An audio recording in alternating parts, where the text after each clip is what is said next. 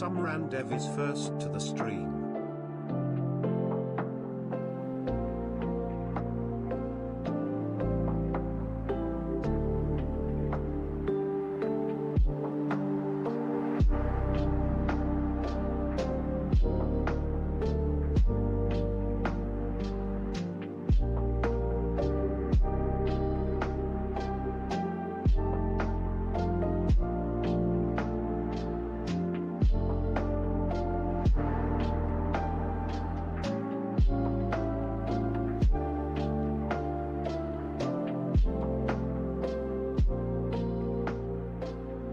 Good day, everyone. Oh, no! Wait, is it working?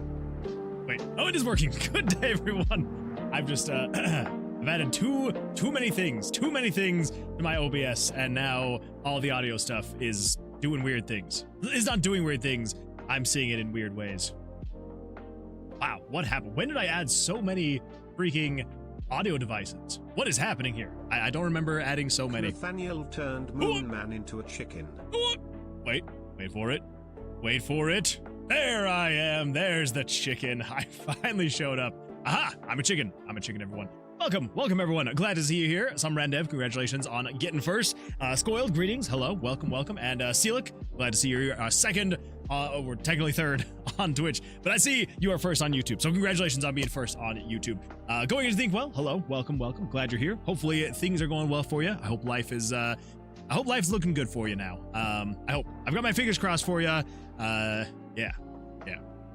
Let's see, Skoiled says, hello, Moon Man. Hello, Skoiled. Welcome. I'm glad to see you here. And McNathaniel says, getting this party started. That's true. We are getting this party started. And now that you're here, we can start. We can start now. So welcome, everyone. I'm glad you're here. I don't remember adding so many things to my audio devices. I'm very confused. Like, what else did I add? Oh, wait. There was an update to OBS and it made them even thicker. Oh my gosh, why are they making these things so thick? What if I... Nope, I don't like that. I'm gonna switch it back to that view. I wish I could shrink these down just a little bit.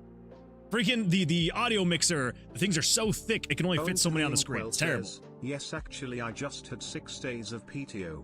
I also streamed with my mic today for the first time in a while. Hey, that is great. That is great to hear. I mean, 6 days of PTO, that is already absolutely fantastic. But streaming with your mic, absolutely fantastic there. So congratulations, that is awesome. Very nicely done.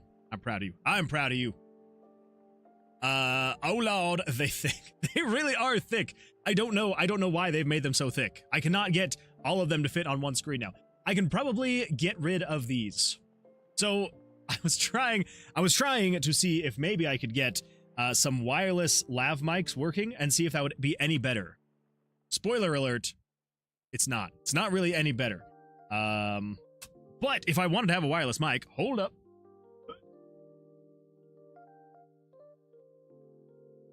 I'll just get that plugged in, and then if I come over here, I turn this guy on. Now, I just have to mute Yeti. All right, first I have to check test 1 2. Check 1 2. Hey, look at that. So I could if I wanted to have a wireless mic. But as you can hear, it does not sound as good as the Yeti does. Unfortunately, it would be great if it did. Maybe if I put it like right here. I'll just put it right here on my neck. I'll get it attached to my neck. That'll be good, right? Get it just implanted right here. There we go. That'd be perfect. There we go.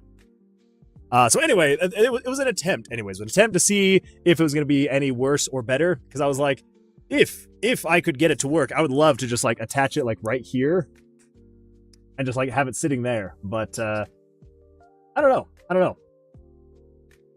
Greets, Inky. Exactly. A horror game. That kind of stuff would need a microphone for sure. It sounds great. Wait, does it actually sound good though? Like, here's the thing. If I could, and I could just like move this guy out of the way, and I could just have this thing right here, that'd be fantastic. But I also do know that going back and forth between the two, it's gonna sound different. At least it's gonna sound different. Because like, so here I'm just gonna continuously be making noise. So I'm gonna be like, I'm making noise. Listen to me, I'm making noise. That's even better when it's in front of your mouth. Well, I know that. I know it. I know it would be better, but the problem is I don't know how I would have it be in front of my mouth, but also like out of the way, you know? So I don't know. I might have to mess with it for a little bit, see if it sounds any better in some way, shape, or form. Who knows? Maybe I will like get a string and I'll hang it down and I'll have it hang like right here, just barely off. Tape it to the front headphone mic and move that in front of your mouth. I could just have this go down and I'll just hold up. This is going to sound probably terrible for a second. There we go. All right. How does that sound? I add the wireless lav mic to my wired headset mic. There we go. It does have a clip on the front, so I could do that. I could absolutely do that. I feel like it's probably a little bit louder too than my regular mic. So what if I just turn it down just a little bit so it's not as loud? I don't know. We'll see. I still feel like going from this to this, I feel like you can definitely tell. Okay, so here's the sound of the Yeti right here. This is me with my Yeti microphone. This guy right here, the nice big guy.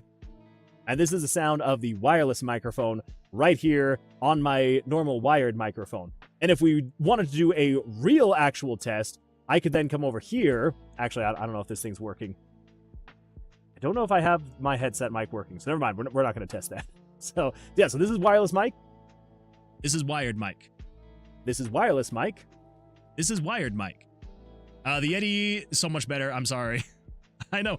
And it was a hope. It was a hope. I was like, maybe I wouldn't. Oh, here we go. Actually, no, I don't think I have this filter. Actually, maybe I do. There we go. Now that's on the wireless mic. Do you still hear the wireless mic? I would assume you probably do. I don't know, actually. I don't know. I'm assuming you do. Anyway. So, yeah, it's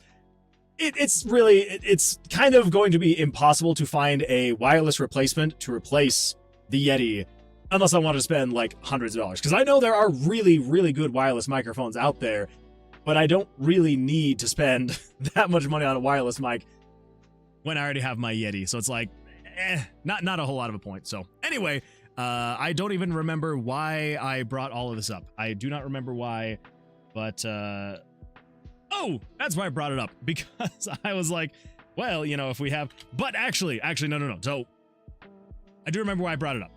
I brought it up because I have been thinking lately that I want to increase the production value of this stream a bit. And so there is a possibility. I'm not saying I'm going to. There's a possibility I may add some cool scene transitions, some weird extra bits that maybe I'll like get up from my desk and like have like a different scene somewhere else with the green screen. You can't have a warning sign without an island vacation. That's true. You cannot. You cannot have a warning sign without an island vacation. True. Anyway, so the thought was I might be able to use the wireless mic to be able to like get up and move around and do those kinds of like the best way I'm going to describe them is bits. I'm just going to do like little bits. I don't know. I haven't really thought about it too much. But there's a possibility. There's a possibility I may try and up the production value just a little bit. We'll see. That is still a little ways off though, because I would have to like create all the scenes and decide what I'm actually going to do with it. And anyway, that is neither here nor there. We're going to move on. I am going to come in here though, and I'm going to remove headset mic. I do not need headset mic, because that is this guy right here, and I'm pretty sure. I don't even think it's this thing. I'm pretty sure this is not even the same microphone. Headset mic, where are you? Headset mic, you are microphone real tech. What the? Welcome to the Moonwood Alliance, Dazu. Dazu, thank you so much for that. I do appreciate that. Subscribe to Prime for 9 months is absolutely wild. Dazu, thank you for that. I do appreciate that so much. Thank you. And some Rendev, I do appreciate you giving your feedback on the wireless mic. So thank you for that. I do know that they sound good, but they don't sound great. They if you're listening side by side to this versus the microphone, like it's just not really a comparison. But if I absolutely needed to, at least I know that I have a backup now. So there is that. Anyway, sorry, tangent over. I'm gonna get rid of this headset mic. Let's delete that. And whoop, I'm a chicken. Everybody, and I am a non-talking chicken. Why am I not talking? What the? Oh my goodness. Hey, Zero just turned their way into the credits of Tomb of Vercilias. You got your name into the Tomb of Vercilias credits. Hold up. Yeti Classic. Why is it? There we go. Okay, we got the last few tickets. Oh. Dang it. Come back, chicken, come back.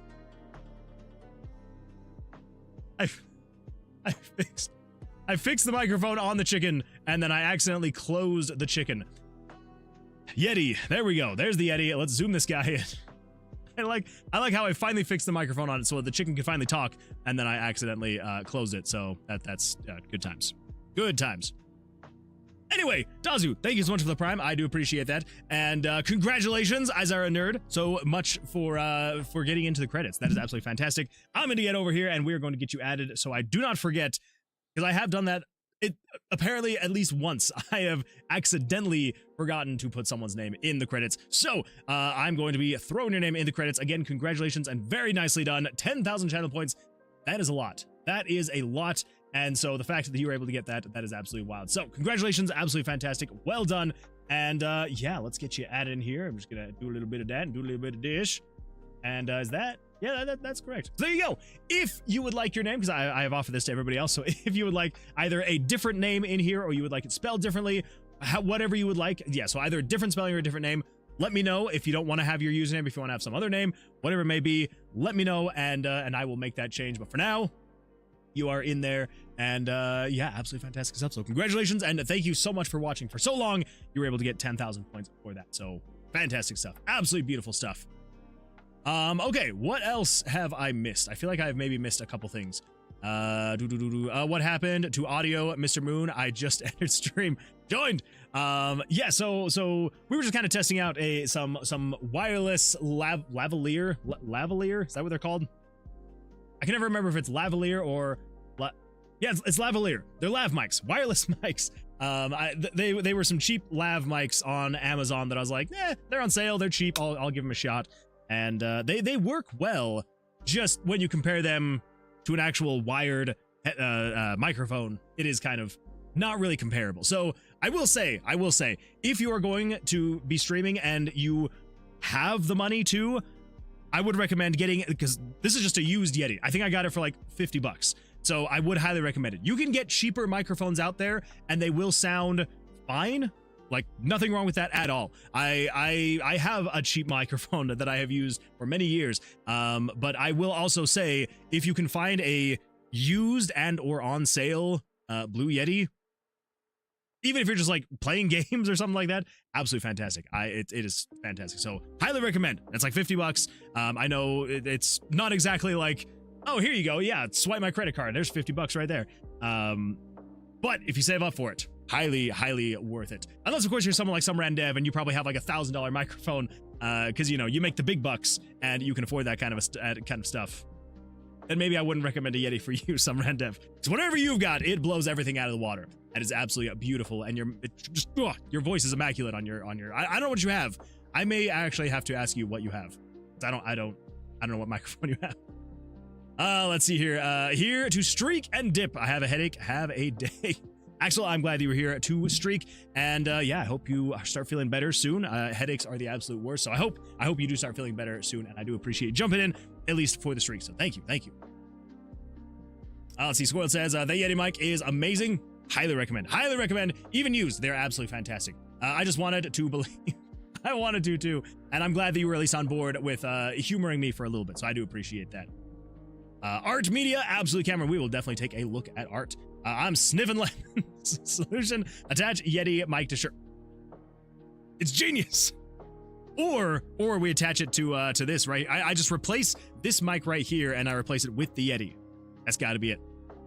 What? I started YouTube recording on my phone. Doesn't actually sound that good.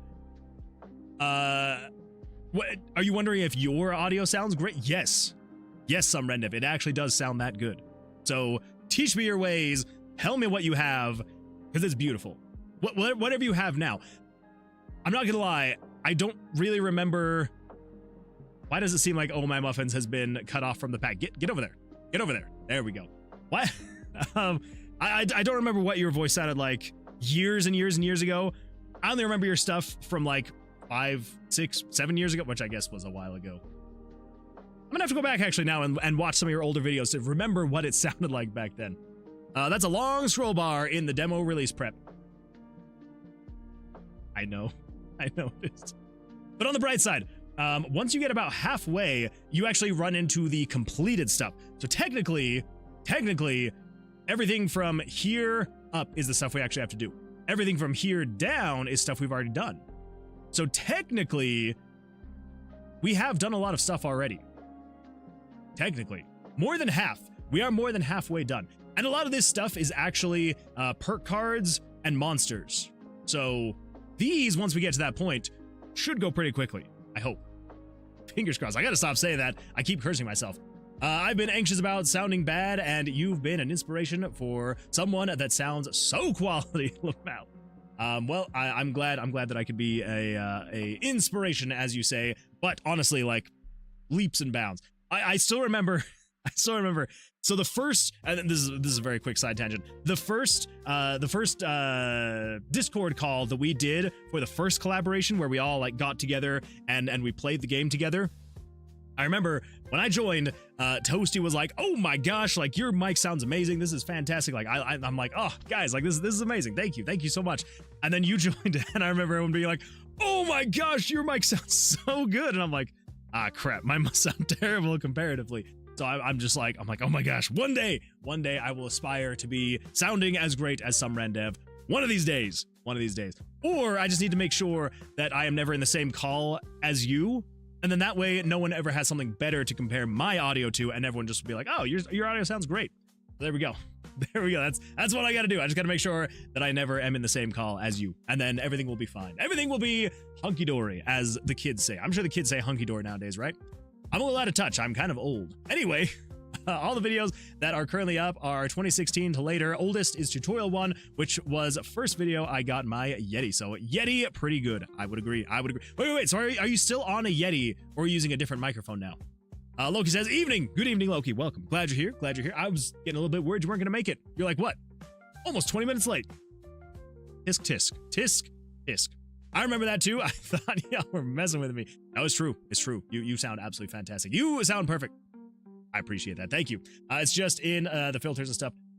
I mean, that's fair. Filters do actually, they change so much. Like, I will say, the Yeti does kind of sound poo-poo garbage if you don't apply filters to like try and make it sound better. Like, I don't want to do this because I don't want to kill your ears, but I'm actually going to come in here and I'm going to turn off my noise suppression, my compressor, my equalizers, all that stuff. I'm going to turn off all of that so you can hear what this thing sounds like without any of these things on. Everybody ready? Is everybody ready for this? Here we go.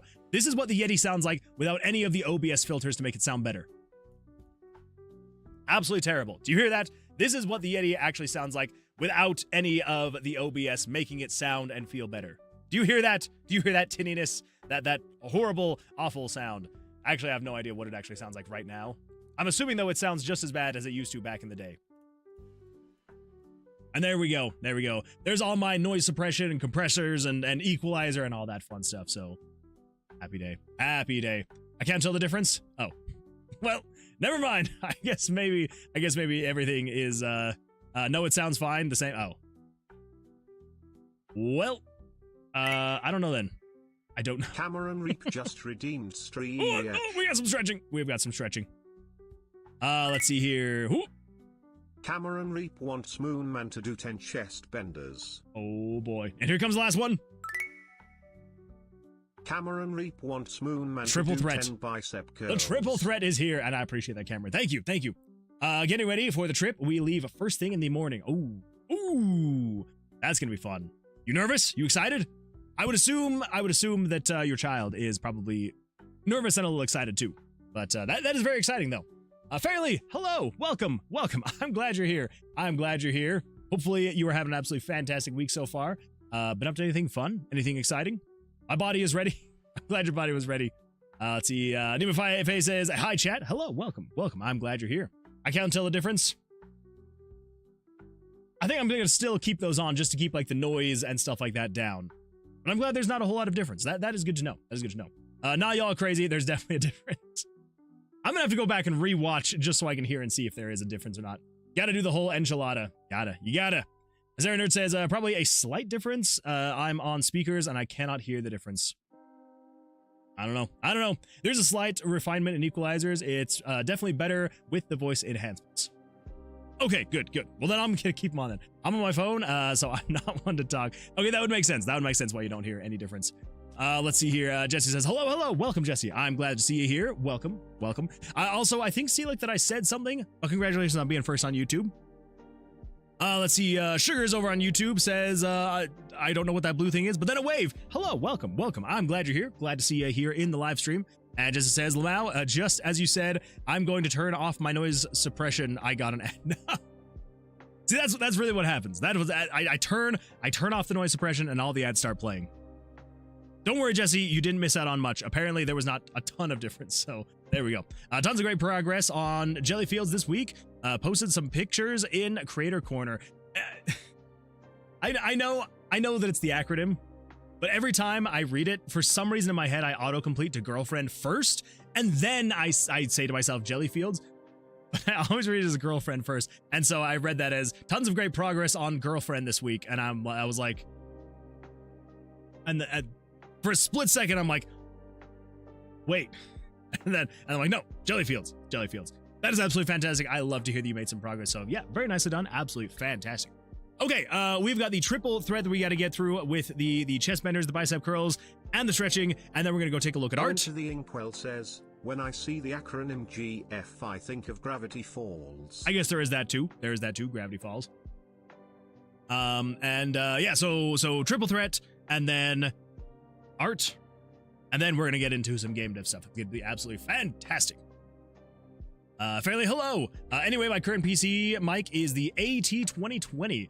It's around Yeti price new, but uses an XLR cord, so you need an audio processing thingy. Convert XLR to USB, always a good time. I use the Focusrite, which is another $120, so I have like a $200-ish setup. Honestly, that's not too bad, considering how a lot of streamers have like their microphones like $500 to $1,000, plus all of like the audio stuff to like convert XLR to USB.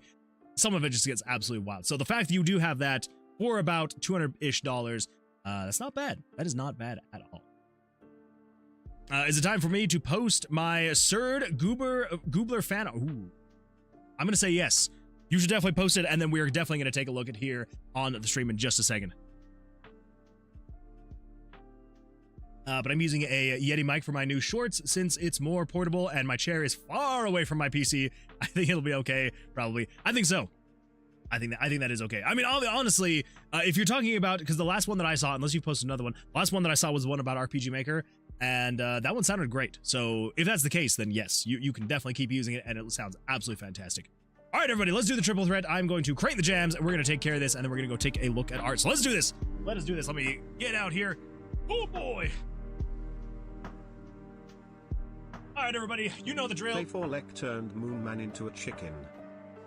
Did you really just turn me into a chicken? Right as I'm about to do the bicep curls and chest benders and stretches. How dare you? It's like you knew. It's like you knew. Well, I'm gonna do it anyway. Here we go, everybody. Actually, here. I'm gonna do the chest bender so you can actually hear what's going on. You will hear the squeaking. Ready? Here we go. 10 on the clock. Count them with me. 1, 2, 3, 4, 5, 6, 7, 8, 9, 10. Whew. And now for the bicep curls. Here we go. 10 on the clock. Count them with me. 1, 2, 3, 4, 5, 6, 7, 8, 9, and 10. Woo. Oh, and now time for a stretch. Time for a good old stretch. Let's go to the left to start. Here we go, this way. And then to the right. Oh, and backwards. Oh. That was beautiful. That was absolutely fantastic. Thank you for that. I do appreciate that. Whew. I do appreciate that. Get that turned back down so it's not blowing out our ears. Ooh, yes, those Eddie, you can hear me hold. Oh, you can see me holding. Oh, that's right. I guess that's true. I could see you holding it. I guess I didn't really put two and two together. That's my bad. That is my bad. Some perfect timing. Can we make the chicken do chest bender? Ooh. It would take a lot of animation, but I kind of want to do it now. I kind of want to do it. You get, get those nest benders and buy hen curls. I see what you did there. I see what you did there. Okay. Oh, let's see here. Let's go take a look at art. I'm just gonna make sure that I'm not in anybody's DMs. Here we go. What just happened? Okay, there we go. There we go. Art. Go. Ooh. Oh man, I'm still out of breath. Okay, here we go. Let's see. Where were we? This reminded me. This looks amazing. He really is. His art is great. Absolutely fantastic. Let's see. Oh my gosh. Why am I still out of breath? Terrible art I did. The clock came from a DLC I bought. I just cleaned it up and removed the hands, which my edits stick out like a sore thumb, and I don't know how to fix it, to be honest. Honestly, that does not look that bad. If I'm being completely honest, that does not look that bad. I like how it's bigger here than it is even zoomed in here. I mean, I could definitely tell where you took the hands out. So really all you need to do is just do a little bit more color matching. And then at that point, it'll be looking way better. I'm actually just going to say, it looks good, but if you do some color matching to hide the white lines, it'll look fantastic. Fantastic. There we go. Oh, and now we've seen the sneak peek. Art is hard on a small scale. It really is. Art on a small scale is very difficult. But Go into the Inkwell says, if you don't mind me asking, how long have you been streaming? I do not mind that at all. Not at all. So I've been streaming since December of 2024. Was like my very first stream was like mid-December of 2024. So it's been about a year and a half now. And it has been an absolute blast. Honestly, it kind of just like happened. I wasn't planning on starting streaming. Like, it was something that I had always wanted to. I've always wanted to create and entertain in some way, shape, or form. Like when I was younger, I wanted to be an actor. That was the thing that I wanted to be more than anything. I wanted to be an actor. But I was like, I didn't really have an opportunity to like go be an actor. And then once I got into my 20s and I was like, I have a bit more freedom now. I could just go to California, go to Hollywood and try to be an actor. But like the sensible side of me was like, no, if you do that, you will end up homeless with no friends, no family, and it will just be a bad time. So don't do that. Stay here. And so I was like, okay, well, that kind of sucks. But as time went on, I was like, well, what if I try and do just like, what if I was just like a YouTuber? And so I tried 3 different times. To become a YouTuber. The first time I was making like little like comedy sketches, essentially. Never really took off. I spent about 6 months trying to do that in my early 20s. Didn't really work out. Actually, technically, no, that's true. My first attempt, I was trying to do like video review type stuff. Like think, like if anyone is old enough to remember it, think like Equals 3 or something like that, where it's basically like you take whatever viral video it was that week, like a couple, like whatever, how many viral videos there were that week, take those top ones, and then you basically just like add commentary over them. I tried to do that. Didn't work out. So then a few years later, I tried doing like the comedy sketches. Didn't really work out either. And then the next time was like my mid-20s, and I tried to do video gameplay. I think I got around like 500-ish subscribers on that channel. But that was like over the course of like 6 months. I was uploading like 3 videos a day. It just burned me out. And I was like, I can't do this. It was a lot, and it just burned me out. And I was like, I can't do that. Can't do that. And so I stopped there. So anyway, so then I started streaming in December of 2024 because I had just gotten laid off a couple weeks earlier, and I started work on Tomb of Vercilias. And I was like, you know what? I love doing game dev. I've always wanted to create content and entertain and perform. And I was like, what if I do video game development? I was like, might as well give it a try, right? I'm like, I'm laid off. I don't have a job. I'm applying to other jobs during the day, but I'm like, I don't have a job. I might as well. And so it literally just like, it was basically out of nowhere. I was just like, I'm gonna do it. And so I quickly I threw a logo together. I threw up I threw up my YouTube channel, my Twitch channel, and as soon as they were like, all right, cool, you can start streaming, because like I think Twitch makes you wait like 24 hours after creating an account. YouTube makes you wait like a week after creating an account. I think it ended up being like 72 hours that I only had to wait on YouTube. So I did my first stream on, I think it was December 18th, 2024. I think I streamed to 1 viewer. I don't even remember if anyone even said anything to me on the stream. And and then about a week later, I had like 1 to 2 people watching. A couple weeks later is when we started getting people like Loki was there. Axel joined shortly after that, and it just kind of slowly but surely got to the point of where we're at now, which is honestly like mind-blowing to me. Because here's the thing, like, sure, there are other people who have had like crazy success stories, right? Where they create their channel and they're nobody, and in 6 months they've got 1 million subscribers and they've got thousands of people watching and like whatever. Yes, that happens. But I am streaming. I hope I can do it too. You absolutely can. You absolutely can. Honestly, the biggest thing is to just keep going.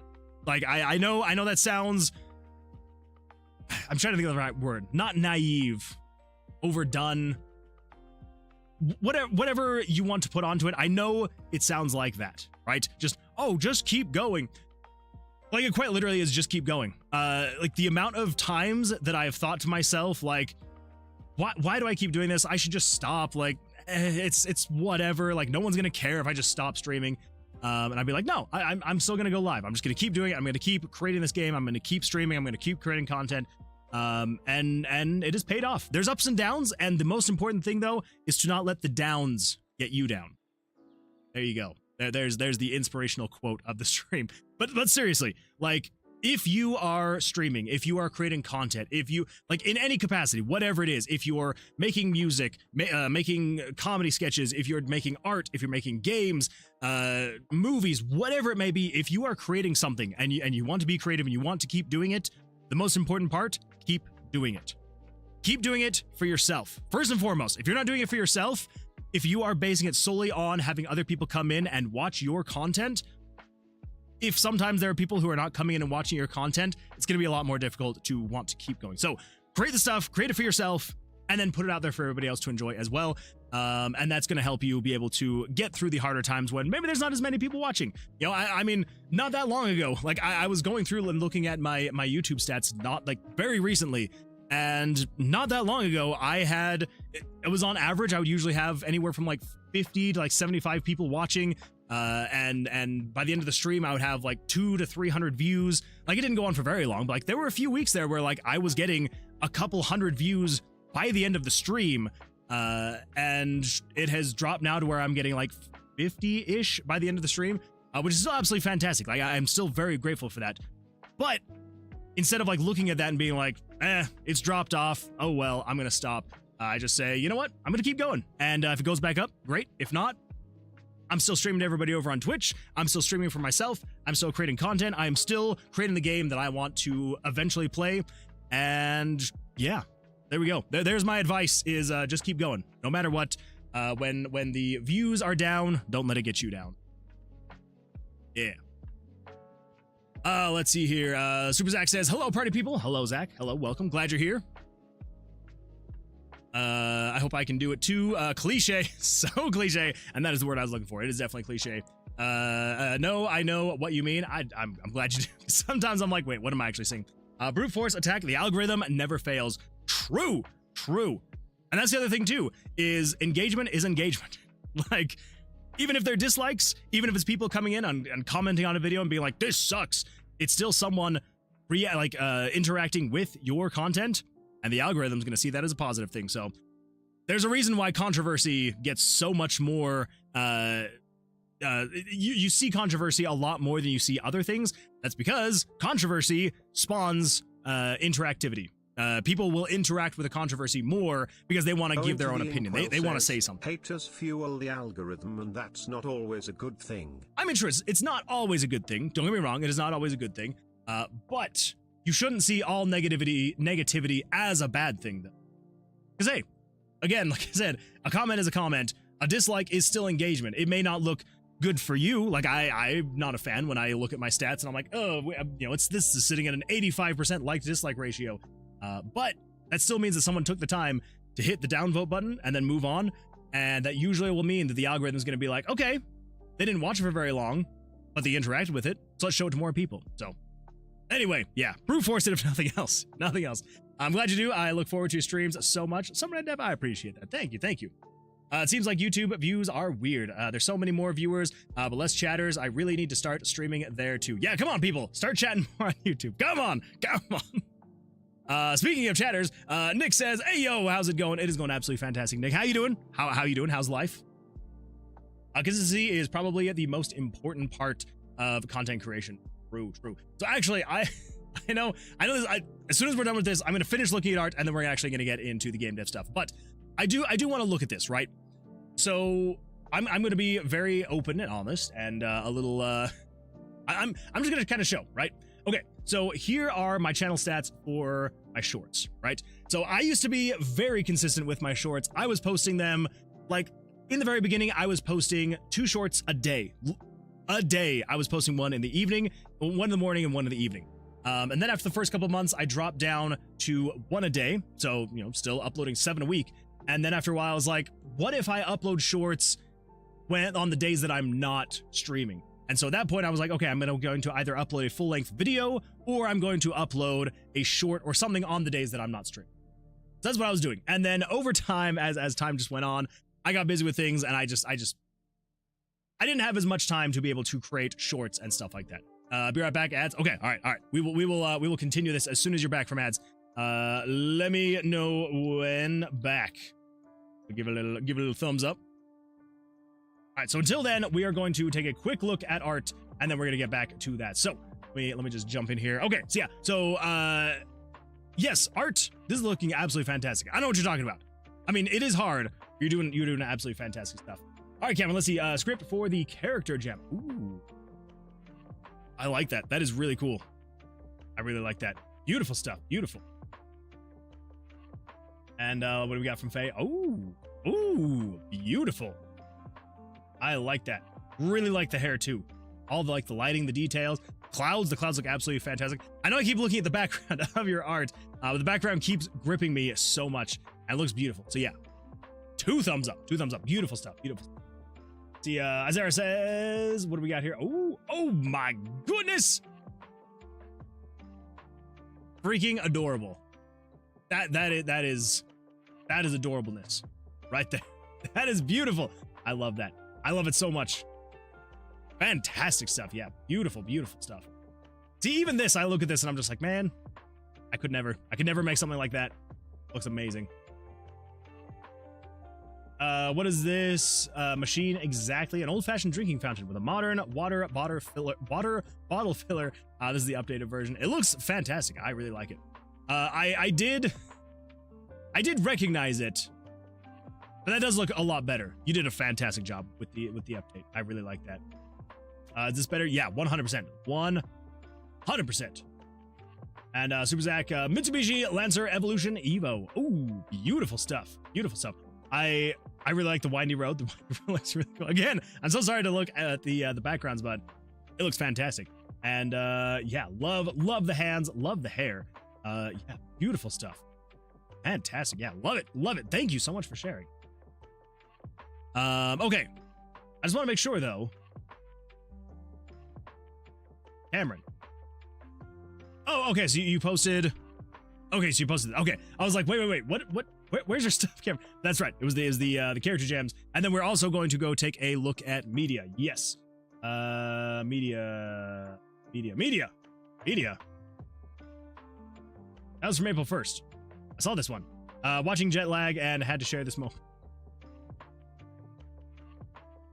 Unless there's something more, I'm not seeing it. So if there's something else, let me know, Cameron. And then what else was it? I didn't even draw the background. It's just it just ripped from Google somewhere. But still, look, you had a good eye. You had a good eye for picking it, so I'll say that. Creative Corner, I think, for Jellyfields. Oh, yes. Creative Corner, what do we got? Ooh! Wait, what is it? Okay, this was today. Oh my god. Beautiful. That looks like an egg. That looks like an egg right there. So does that one. Fantastic stuff. Oh, it's beautiful. Do we have egg? There's egg. There's egg. Ooh, look at them jellies. Oh, they got the little bunny ears. Okay, that is cute. I like that. That is very cute. This is fantastic, Fairly. This is absolutely fantastic. And now we got to see if we can find Bunny. There's Bunny. Beautiful stuff. Beautiful. All right, now I'm seeing more things in media. Okay. You keep waiting to share so long. It's like you can't have a warning sign without an island getaway. I don't get it. But I do like the expression. The expression's funny. I do like that. I do like that one. Still good. Still good, though. Maybe I actually have to play Metopia to actually understand. Pixel art is such a timeless style. It really is. It really very much so is. Green jelly is my favorite. The green jelly is absolutely fan. I think it's the combination of like the green jelly with the white ears. Chef's kiss. Chef's kiss. Beautiful stuff. Okay, so really quickly on this tangent, and then we're gonna get into the game dev stuff. So basically, like I said, I was posting very consistently. Things just kind of seem to keep growing, like obviously, like, you know, ups and downs. Tamagotchi life, that's the one. Tamagotchi life. That's what I meant to say. That is what I meant to say. I don't even remember what I said now at this point. And I find it kind of funny. I think it is too. I think it is. Jelly may be peak design of all time. I would say so. I would say so. Yeah, so anyway, so it was getting better. Slowly but surely, kept getting better. I had, you know, a couple breakout hits like this one right here. I don't know if I'm ever going to have a short that ever reaches 500,000 views ever again. But like things were going really well, right? And so this was back in November of last year, which is just wild to think that that was that long ago. So anyway, so that was a long time ago, right? And then February 16th was when I posted my last short. And then after that, aside from like the chicken trailer that I made for Unboxed, I did not post anything until, when was this? Today. I didn't post anything until today. No shorts at all until today. So that was literally, what is that? 2 months. 2 months that I did not post any shorts. No shorts at all. I don't think I've even posted a video since then. What was the last video that I posted? January 17th. So I've literally only been doing lives, and that's it. No videos, no shorts, anything like that. And I'm going to show you something. So if we go back, February 16th was the last short that I uploaded, right? That, you know, still did really well, 29,000 views. But if we come over here to live and we go back to February 16th, so obviously, you know, again, I've been doing a lot of lives. So if we go back to February 16th, somewhere right around here. So here we go. As you can see, so yeah, so we're in the like 160, 192, 196, 103, 187, 202. So, you know, it's kind of going up and down. There's a little bit of a trend of it's like Sunday's really good, Tuesday's all right, Thursday not so much, Sunday's really good, Tuesday's okay, Thursday not so much. So kind of, you know, kept going up and down. But as I went longer and longer and longer without posting anything, it kept dropping. So it went from, you know, 135, 149, 119, 88, 80, 64, 69, 64, 76, 96, 101, 106, 90, 61, 86. So it's like, I could definitely tell where the drop-off happened. And it's when I stopped posting other content. So, all of this to say, I know this has been a very long tangent in the making, and I'm so sorry, but this is the very end of it. I'm wrapping it up. If you are wanting to do any kind of streaming, content creation, whatever it is, the best thing you can do, flood social media with your presence. Whatever you have to do. Make posts on Instagram, on Twitter, on, I was going to say Instagram and Snapchat, whatever it is, TikTok. Make videos, make posts, make whatever you need to, throw it out there. Get people's eyes on it. And on the platforms you're creating content on as well, like if you're on YouTube, if you're streaming, create shorts.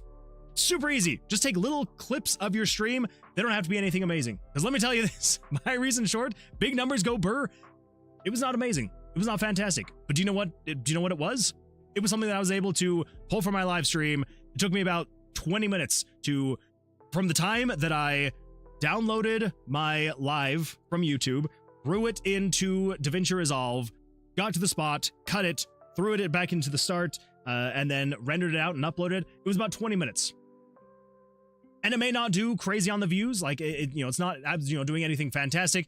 It's honestly at a very low like to dislike ratio compared to what I usually get, but it's content, and it will help the algorithm be like, oh, this person's uploading again, let's start promoting the content again. So, all that to say, if you're wanting to do this stuff, be consistent, put as much stuff as you possibly can out there. Obviously, make sure it is good, like as good as you can. It doesn't have to be perfect. Make it good, make it a lot, and just stay consistent. It would be my suggestion. Again, this is based on someone who's only been doing this for about a year and a half, like, so it's not like I have like a crazy, deep understanding of how the algorithms work, or that I have a ton of information to be like, I've been doing this for 15 years. Here's how to best, because if I'd been doing this for 15 years and I was at 5,000 subscribers, I'd maybe be like, you know what? I think we're gonna wrap this up. We're gonna reel it in here, everybody. It's been 15 years and we have 5,000 subscribers, so sorry.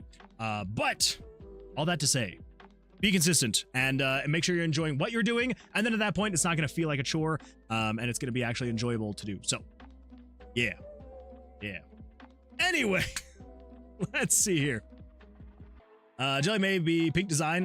Doesn't that remind you of reality TV? A little bit. Very cool art, everyone. I would agree. Absolutely fantastic art for everybody. Also, in the first photo, that little sign on the left is actually customizable. You have to draw your own pixel art in game. I'll send a photo. Really? Oh my! There's no way. You actually get to customize that. Okay, that is top notch. I really like that. Now I feel like I need to have something like that in Tomb of Vercilias. Oh, that's beautiful. I really like that. Very nice addition, Fairly. Very nice. I thought you were going to say Facebook. I mean, you could also post to Facebook if you would like. I don't do it, but you could. Yeah, the easiest stuff ever. TikTok and Insta are especially good. Don't be old, post where people are. True. Yeah, don't post to Facebook. That's where the bots are. Post to TikTok. That's where the real people are. Yeah. I need to get better at posting to TikTok again. Post to paste to Facebook? Exactly. Should we? Oh my gosh, we should start our own social media platform. Moonbook. The Book of Moons. People wanted a way to differentiate their saved files, and so I thought, why not let you draw a little logo? That is actually really cool. I really like that idea, especially if it's going to be on the save file. I love that. LMFA, maybe post to Facebook too. Some of us are not as old as you are, and so not all of us are going to be on Facebook. Nowadays, the old people are the ones that you want to stick to YouTube only, in my opinion. There we go. That's definitely, that is the audience that I want. I want nothing but 55 plus. If you're not 55 plus, get out. Get out of here. Rare canvas room in Tomb of Vercilias where you can draw and the artists judge your painting and give you loot depending on how good they look. And they rate it 10 out of 10. I think that would be hilarious. The AI slop, 90-year-old great grandmas and carrot babies, pancake jetpacks, and a message that is religious if you squint hard. I mean, you honestly can get a lot of interactions on Facebook. If you do that kind of stuff, it's kind of nuts and very sad. Very sad. Anyway, all right, everybody. So, we were working on the mini-boss, the Floor Guardians, on the last stream. So, we were running into some issues. And that is because just of like the way that we were handling the mini-bosses, it worked for the time, but I think the way we're going to change it now, I think it just kind of makes sense that we do need to actually adjust things, you know? So, there's a couple of thoughts that I have. And I want to know everybody's suggestions. So as of right now, you can come in here, the mini-boss works, everything's fantastic, great. If you were to kill him, I don't think anything would happen because we haven't done that part yet, but it'll get you the general gist of the way there. But that is not what we want. Do you know what I just realized? This is a complete 180 from where we were going. The little chickens right here, I could have them move up and down on the Z, on the X, on the Y axis, and they could actually like, I need to do that.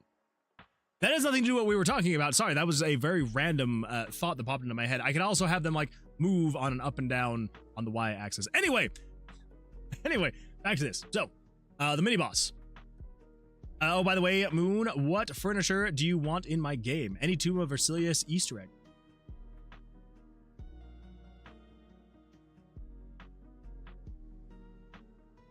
I'm gonna have to think about that. I feel like there's got to be something. I almost wonder if you should add one of these sandwiches, one of some Randev sandwiches. That'd be kind of fun. And it could be a peanut butter and jelly sandwich. Oh, that'd be beautiful. I think we should do that. I think we should do a peanut butter and jelly sandwich. That'd be great. But I will be thinking about that. I do feel like there's got to be something that I would absolutely love to have in there as an Easter egg. Is that furniture? It could be. It could be a couch. It could be a giant jelly couch. Amazing idea. I don't know. I guess there's not really furniture in this game, is there? At least not right now, anyway.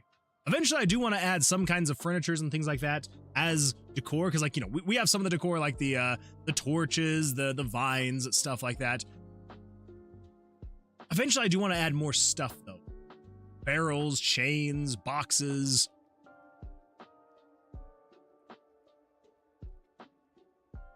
An unboxed Easter egg. We could do unboxed as well. We could put one of these guys or some of the unboxed coop in there. That could be kind of fun. Maybe I do a fountain based on the thing where you put the item into. Ooh, do that as well. Although I don't know if this is gonna be the final design. That's the only problem, is that, like, none of this is exactly finalized. Because I actually think I might be changing this. Which then kind of goes into the next thing that I was gonna bring up. So as of right now, basically, I think what I'm gonna do, I think, because we were talking about maybe getting rid of this right here, the exit room. So not necessarily getting rid of the exit room, but putting the floor guardian guarding the exit room. So essentially, what you would do is you would do this whole puzzle thing. You would do this to get into the mini boss room. And then once you defeat the mini boss, they would either like drop a key or something like that you could then open up the door behind them to be able to get to the next floor. So I'm kind of thinking what we're going to do is I basically need to take all of this stuff here in this room and put it into the same spawning location as the mini boss room. And then I also need to make it so that when you are in the mini boss room, when you enter it, you need to actually go into a new room, which will then be the actual exit room. But that one could be an easy one for us to do, right? Pretty easy. I just need to adjust where they get put in on the random generation. But I was having a thought. Because we do have an issue with the floor layout, with the random tomb generation, right? We do have a problem with it as of right now. So let me just pull this up really quick. If we do a width of 100 and a height of 250. Also, we will get to this in just a second. This is actually another thing that I want to bring up. But so basically, here is how the random tomb generation works as of right now. So let me just do canvas size. We're going to set the height to be 200, I guess. There we go. That's a little better. So basically, here's how the random tomb generation works. It, as of right now, if I grab something the size of, let's go with 10? Yeah, 10 works. So basically, the way that it works is you have a 6 by 10 grid of available room. So it's 1, 2, 3, 4, 5, 6, then 1, 2, 3, 4, 5, 6, 7, 8, 9, 10. So you have a 6 by 10 grid of rooms that it could then potentially fill in, right? And then the way that it works is, if I come in here and get rid of all that, basically the way that it works is it will pick a random spot to start the room generation. So like say for example, if it starts up in here, and then it just starts going in random directions. So it's like, all right, we're gonna go left for 3 rooms. And then it says, all right, we're gonna go down for 2 rooms, and we're gonna go right, and then we're gonna go up. And then every time there is a intersecting room, it will add a doorway, right? So right here with this generation right here, basically the way it would work is, okay, there's an intersection here, so there would be a door here, a door here, obviously doors all the way through these guys, doors through here. But then, since it went this way but didn't go this way, it won't put a door there. So then it kind of keeps going down, door, door, door, door, door, door. And that's kind of how it would then generate. So there would be a wall here, so you'd have to go up and around and all that fun stuff. So that's how it's working currently. But to avoid creating too large of just like clusters of rooms that are all linked together, because as it's going around, it's like picking random directions. As we all know with randomness, sometimes it's not exactly as random as you would like it to be. So a lot of times it will just kind of like go back and forth, up and down, and maybe up a lot and then down and then over and then up and over. And it'll just kind of like go in these like weird loops and things like that. And it'll just kind of make this weird cluster of rooms. And then because it has made this weird cluster and it's like kind of gone in and out of these rooms so much, it will potentially just like connect all of them. And then at that point, you don't have like a maze of rooms. You just have this giant connected mess of like, oh yeah, everything here is connected. There's literally no puzzle for like where to go and all that fun stuff. But the reason why we're having issues is because to avoid that, basically what I did is I made it so that if it's going along and it's, setting up rooms and all that stuff, every time that it backtracks and the random generation goes back into a room that had already spawned, it essentially loses a life. And I called it the what did I call it? The spawning basilisk or the spawn snake? I called it something like that. It was like the spawn snake. And basically the way that it worked is this spawn snake would say have like 10 health. And anytime that it backtracked into a room that it had already been in, it would lose a health point. And as soon as it ran out of health, it would then have to pick a new starting spawn location. And so maybe sometimes it would then start a spawn location here, and then it would start going, and it would start spawning rooms again, and then it would come into this room, and it would lose HP, lose HP, lose HP, lose HP, but then maybe it comes down this way, and then maybe it goes over, lose HP, lose HP, lose HP, one more down, and then it comes back up, lose HP, and now it's gone. But because of the way that it went, it has now created all these new rooms, they're all connected like this, and it, kind of creates this new portion of the tomb, which is great. But the problem is that if we're like, okay, well, there needs to be 40 rooms on this floor. If it's only generated 20 rooms so far, it now needs to continue doing that again and again and again. And more often than not, like 99 times out of 100, it will go through and it'll kind of, go through and create more rooms, connect all those rooms, all that fun stuff. But that one time out of 99, sometimes it will come pick a random spot that it spawns in, and it starts creating rooms, and it's going through, and it's creating room and room and room and room and room, and that's great, and that's fantastic. And then it goes, cool, there's the 40th room, I'm done. And then, and then it goes through, it does another pass, and it says, okay, well, this all went through like this, connect all these rooms here, yada, yada, yada. And then that's it. And that is the tomb. And then you get in here, and you're like, okay, cool. And you come down here, and maybe right here is... like everything through here was maybe just a bunch of rooms with monsters and items. Then maybe the exit is down here, or the mini boss is down here, and you have no physical way to get to it. Kind of a problem. Kind of a problem. Sounds like, well, what if we just like check to see, okay, well, if this room doesn't have a connection to a room, you need to get rid of it.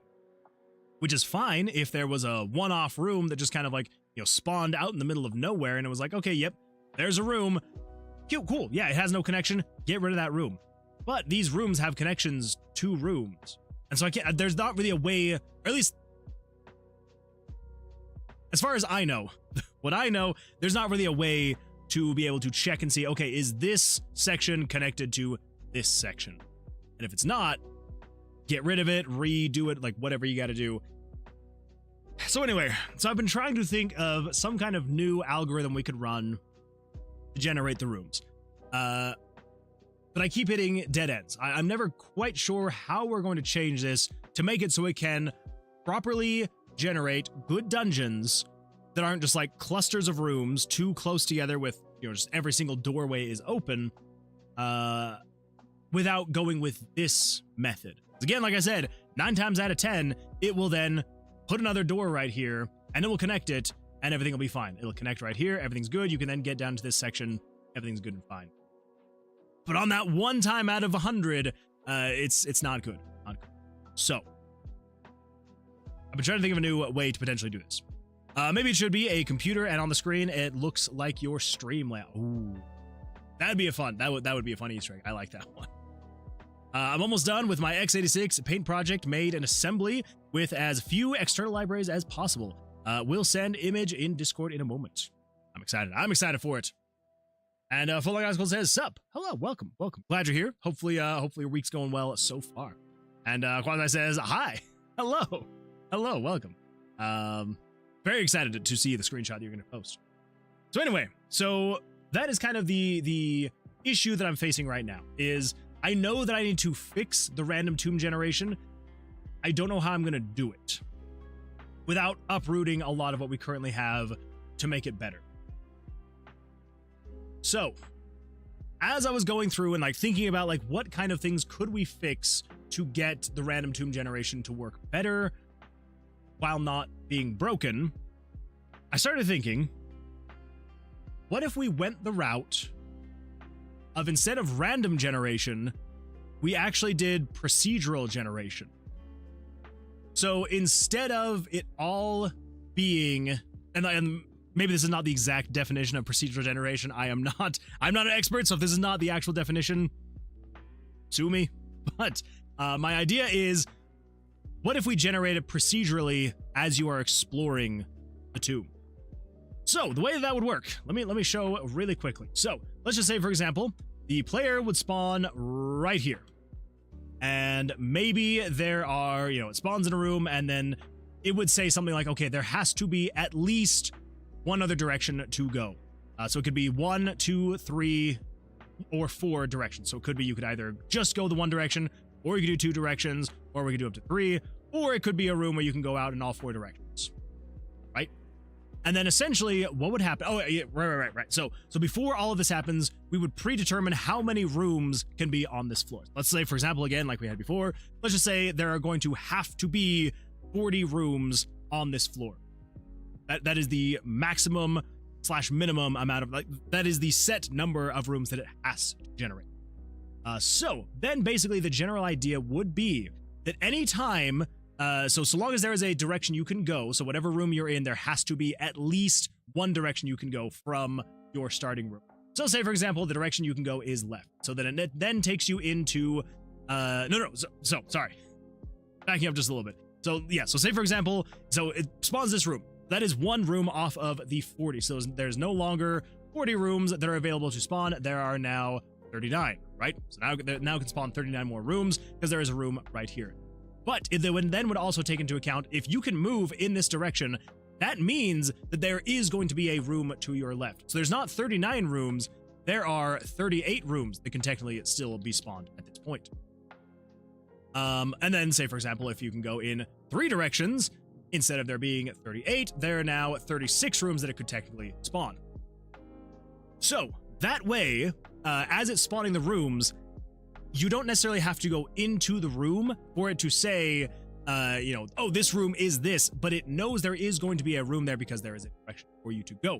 So say, for example, if you spawned here in this room and there's 2 directions, you can go left or you can go up. If you were to then enter the room where you went to the left, and then say, for example, so when you enter this room, it's not necessarily going to say, all right, remove that room from the 36 that we had. It would still be this number.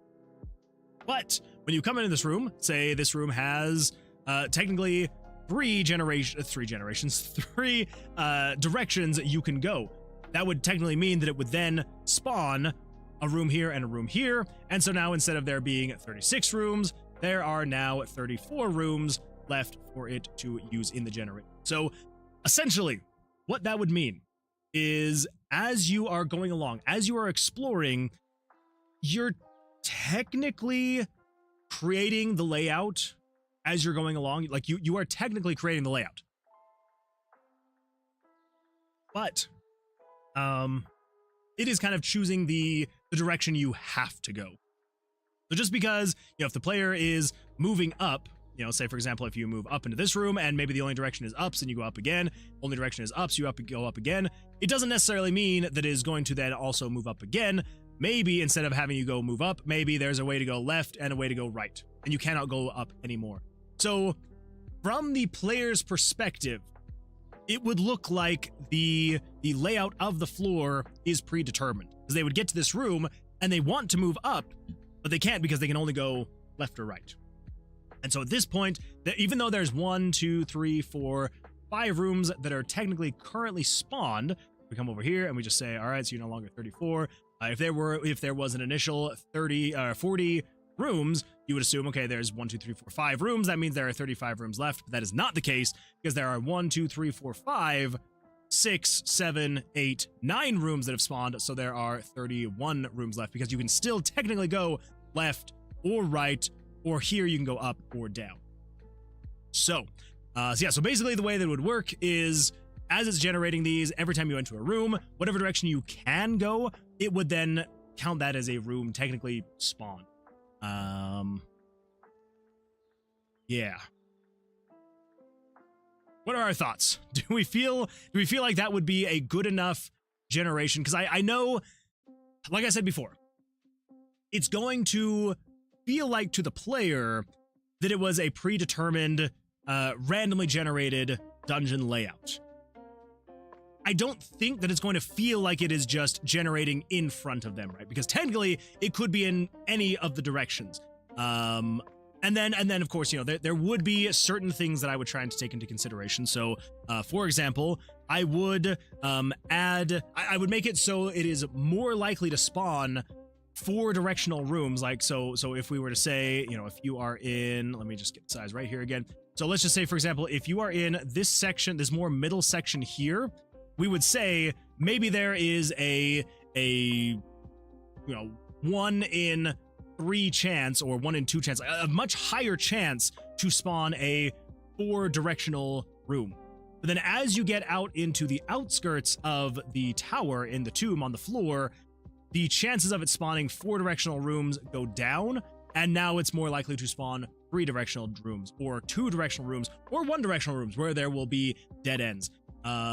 I almost feel like that might make it maybe more interesting, because that way, like, there would be a bigger cluster in the center. Maybe not. Maybe not.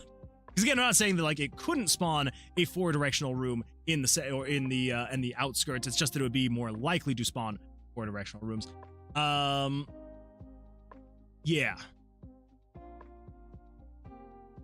So that's my thought. I'm almost wondering if we want to switch to procedural generation instead of random generation. That was very fizzy. Holy smokes. Wow, Diet Coke. Woof. Anywho, so that is my thought, and that's what I'm thinking. The other things we could potentially do as well with this is, what was I going to say?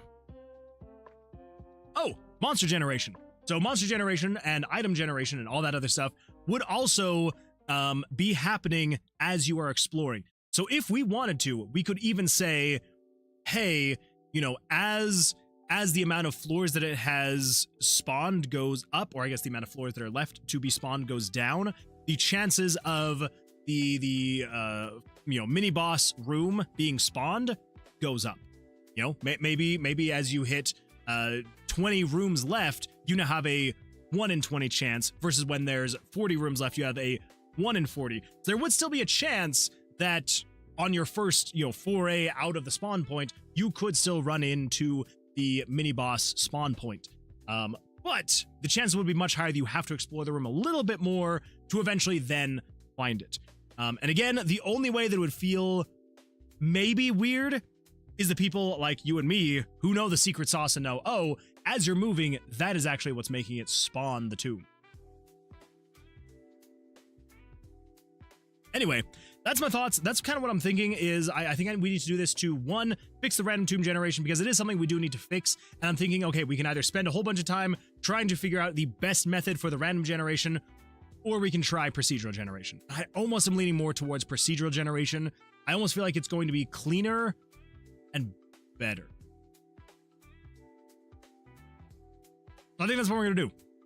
I think we're going to give it a shot anyway. I'm not going to get rid of the random generation, because if we're doing the procedural generation and it just isn't feeling good or just not working correctly, we can just move on and just leave it at that. So, yeah. I sent it to media. All right, cool. Let's go take a look at media.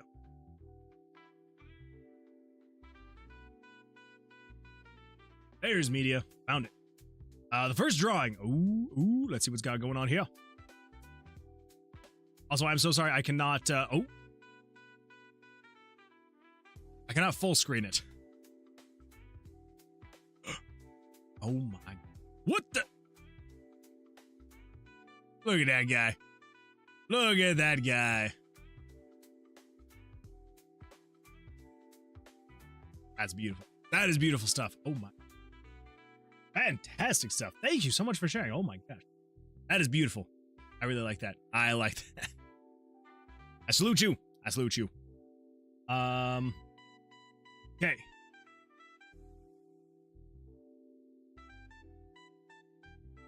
Has me a little worried. Just because I'm like, oh, the random tomb generation took so much time. So much time. The RTG snake. I know that I called it something else at some point in time. I do not remember what we called it. Pretty sure it's in a comment somewhere. Creating room layouts. Moving path carver. It was the path carver snake. That's right, because it was carving a path through the tomb. That's right.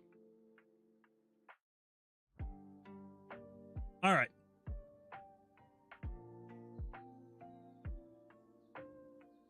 How is all of this linked into each other? So if we go to the perk card to spellbook,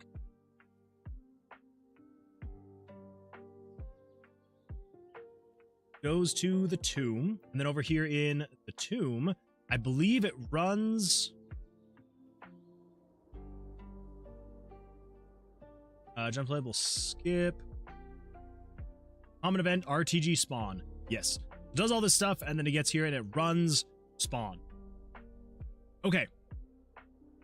So technically, I think all we have to do is just come in here. And we just need to say procedural generation. I can spell. I know how to spell, I swear.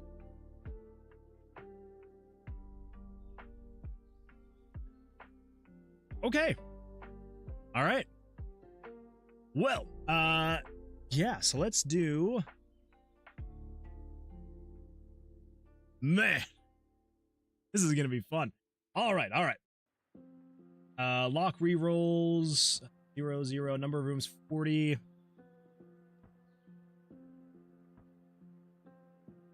Set portal dial lengths. Set portal dial angles. Okay. We are gonna need that stuff. RTG current snake location. RTG random spawn point. Okay. So I think what we can do, we just need to say pass 1. If RTG pass progress, let's actually just grab this here, come down here and paste it. We don't need all of this, but we do need some of it. RTG's pass progress, if you are equal to 0, pass 1. This is going to be... Let's do this.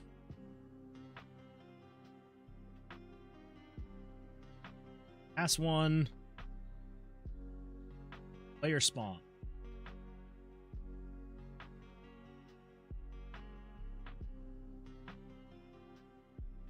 Okay. This is going to be the initialization of the player spawn and all that. So block rerolls equals 4. I think we're gonna need that. This is resetting all of the room information, which we do need. Son of the Fox says, "Hey there, welcome, Son of the Fox. Welcome. How you doing? How's life? Hopefully your week is going well for you."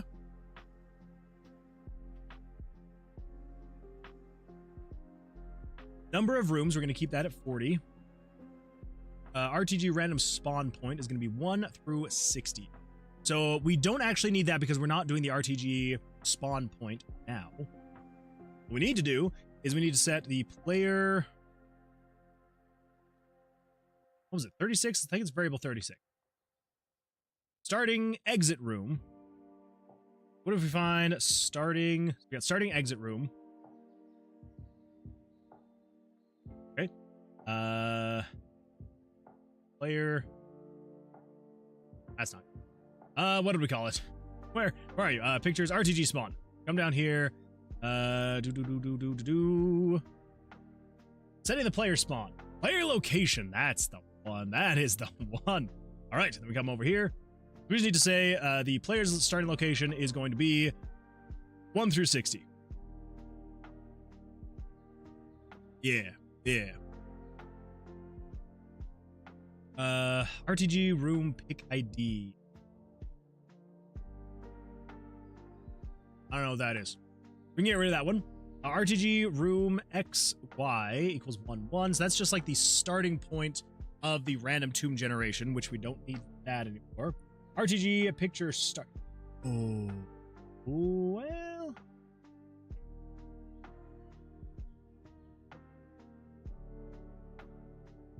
Oh.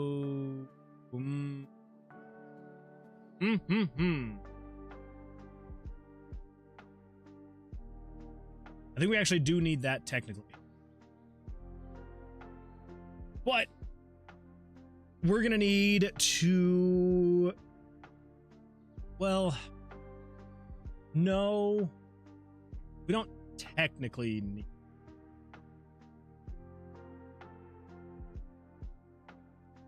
Before I change any of this stuff, I need to come in here, RTG spawn, and we need to find show layout, map. I believe if I change you to 255, will that show the map itself? When it spawns the dungeon, here we go. That is what the tomb looks like. Simple enough. Not too bad. I need to check and see, though. Snipping tool. Okay, so I need to grab this so I can have the X and Y location of everything in. Go. So canvas size 1280 by 780. In case you can't see anything that I'm doing right now. Whoops. There we go. Close that.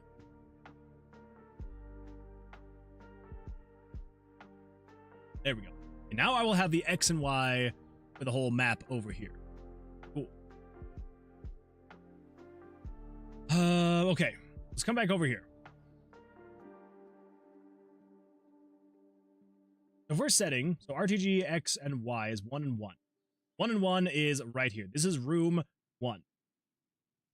And then the RTG picture X start, picture Y start. So 1022 is the X. Come over here and we come then over to 1022. That means it should be right around here.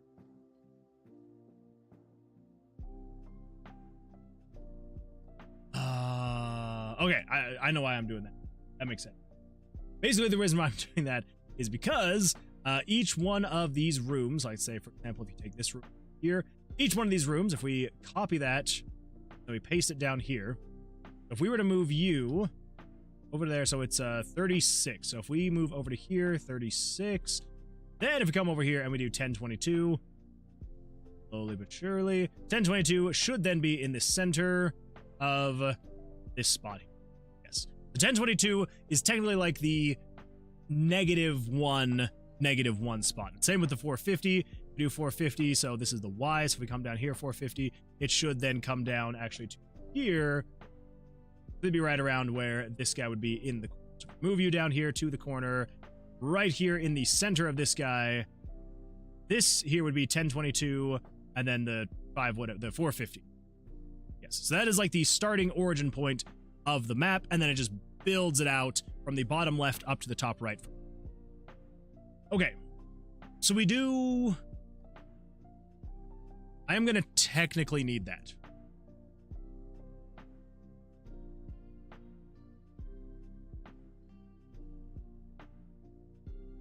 I'm going to have to figure out how...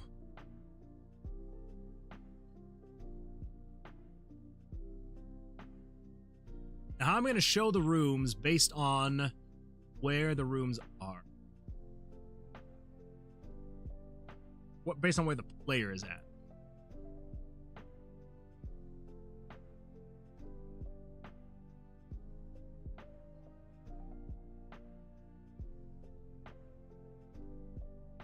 I guess what we could do is over here in RTG spawn. I believe we have player icon. We're showing the player icon. If I copy that and we come down here to procedural generation, so it chooses the place and then it does that. Now, if I just say, let's just exit event processing here.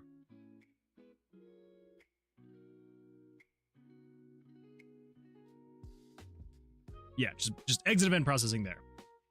And then over here, let's run this common event. So if we change from RTG spawn, we're going to change this to be procedural generation. We come in here, it should pick a random place for the player's icon. Not. Player icon. 5. Okay, you should be showing picture 92. There's got to be something else that I'm doing to get that to work. What else am I doing? So you're basing it off of variable 370. 370 is RTG picture start X plus 36 times 98.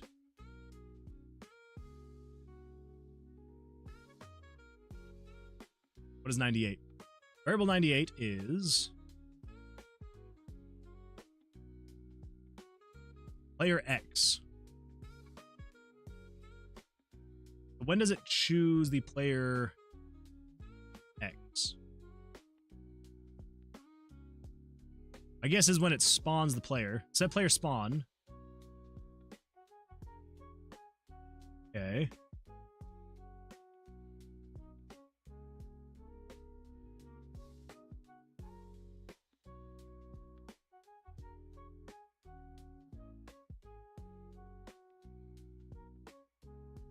Get player X and Y.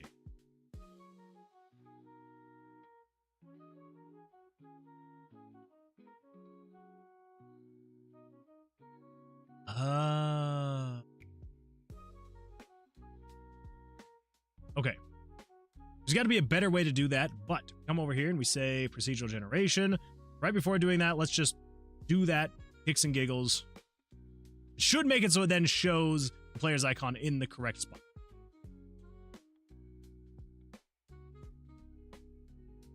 Not. Cannot read property Y of undefined. Cannot read property name of null. Okay. Game screen dot picture 96.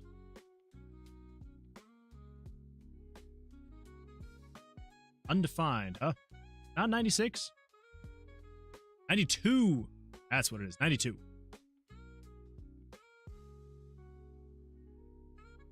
Do that again. We're do game screen dot picture. I can freaking spell. Picture 92. Player icon. Where are you currently showing? You are currently showing at 108 negative 36. Okay. That's like up over here.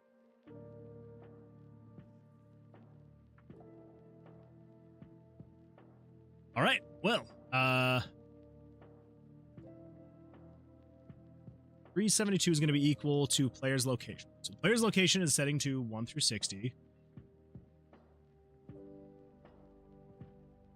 And loop. If RTG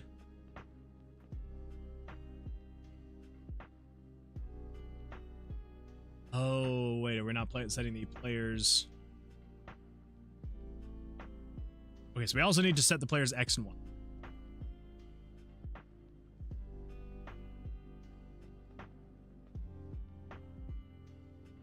Where are we setting the players X and Y?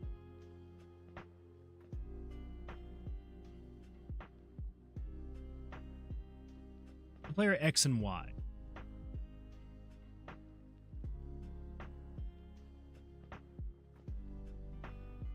$99 and $98.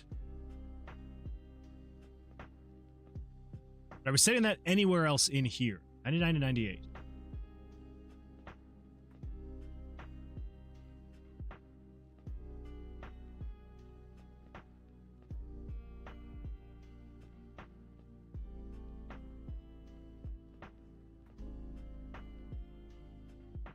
Spawn things in the chest room. Don't spawn things in the orb pedestal room. Set mini boss spawn.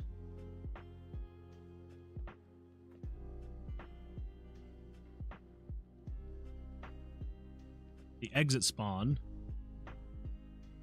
But the players spawn. I'm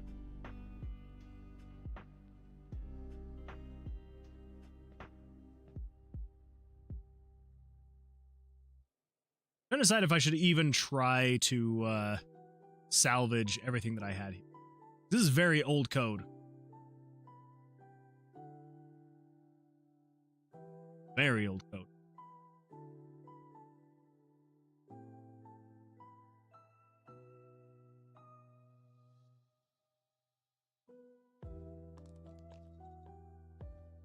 Okay.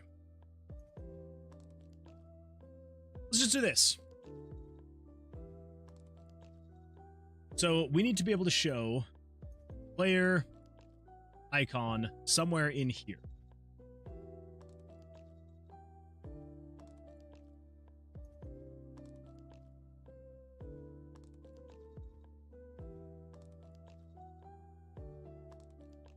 We need it to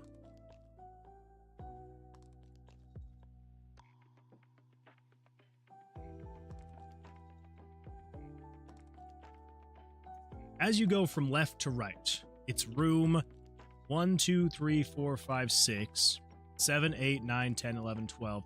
We're trying to figure out exactly where the player is. Bit of a nightmare. What if we say, let's say for example, the player was in room, say the player's in room, what would it be? 1, 2, 3, 4, 5, 6, 7. Okay, so let's just do 1 plus 7.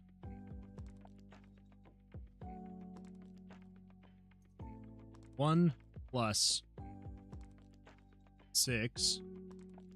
6. 7. Thank you, some random. Let's just say, for example, the player's here in room 19. 20, 21. Room 21. The player's room 21. That would be an X of 1, 2, 3, and a Y of 1, 2, 3, 4. Okay. So if I were to say something along the lines of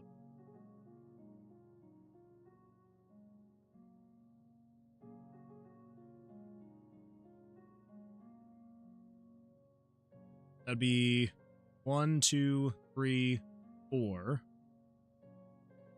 Okay. You know what? Actually, I'm pretty sure, like 99% positive, if I open up, where's the actual Tomb of Vercilias?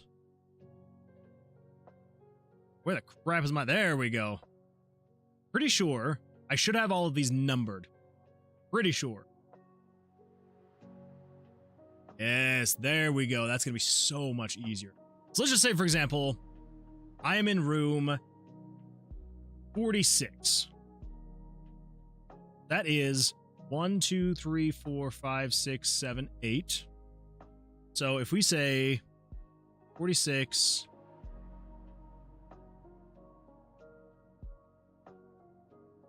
I finally got color to work. Also, I think I need to optimize the spaghetti code. It is running at 20 FPS. I think that might be a good idea to get that upgraded. I would say so. 25 grab. I like the grab. That is a good one. Okay. Ouch.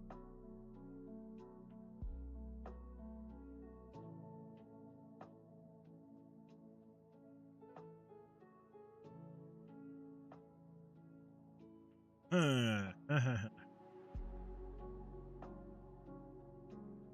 this is gonna look a little jank, but we've got 1, 1, 2, 3, 4, 5, 6, 7, 8, 9, and 10. 1, 2. This one's pretty obvious, right? 1, 2, 3, 4, 5, and 6. Okay. La la la la la la. Seize him. Hello, Yellow Jester. Hello, welcome, welcome. Glad you're here. Give me that. Okay. So room 46. The X would need to be 8.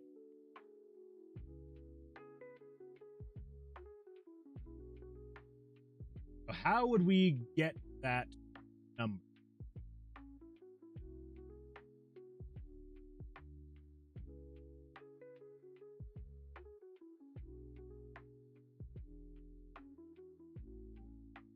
$46.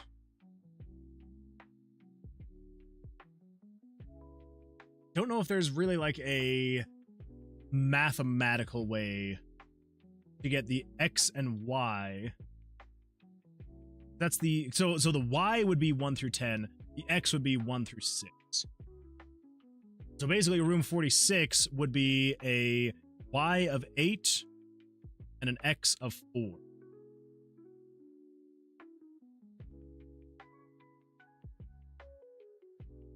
And that would give us like the general idea.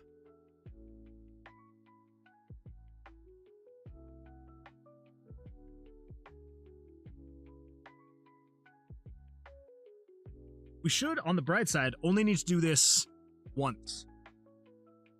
Because once we get figured out the player's location, then as you're going to move, we would then just show the room based on the player's icon, plus, minus, anything like that, where the player currently.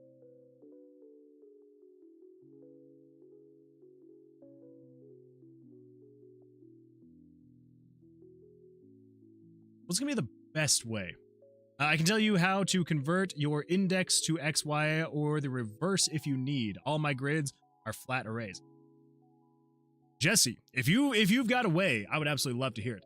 I cannot promise that I'm going to comprehend what you're talking about. I may look at it and just go, nope. But if you do have a way, I would absolutely love to hear a good way to do this.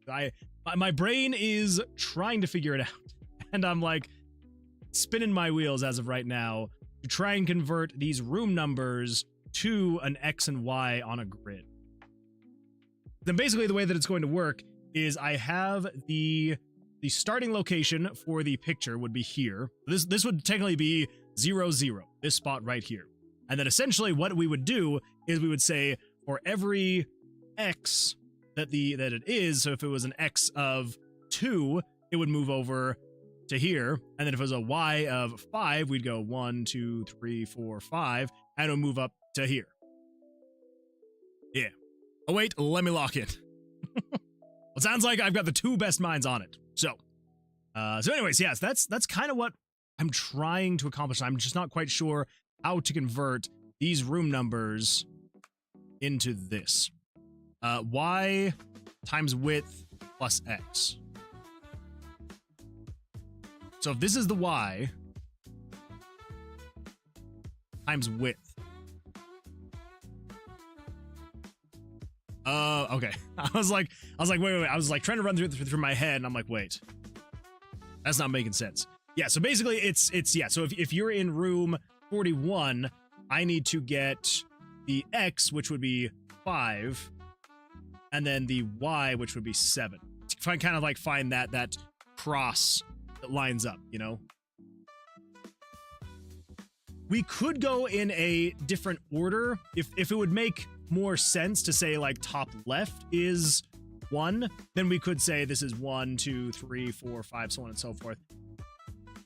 I don't know why exactly I did this bottom left corner as being the origin point, but I did. So we could do another way. Room number width equals y.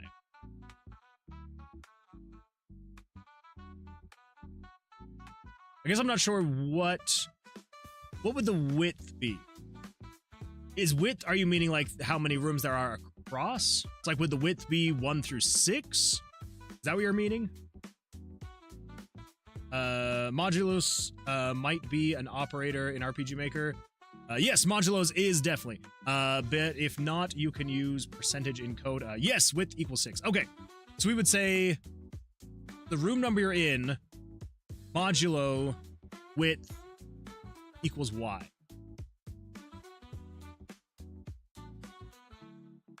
That's a room number.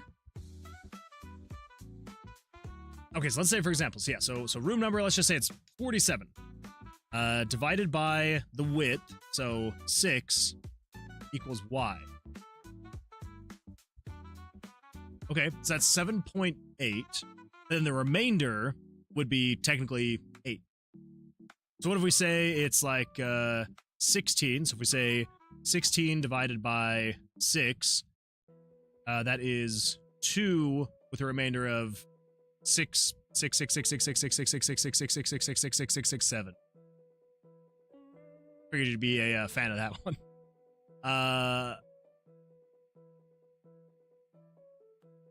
That would just be 3. Huh.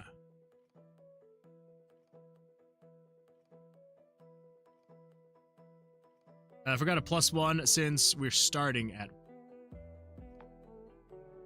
So.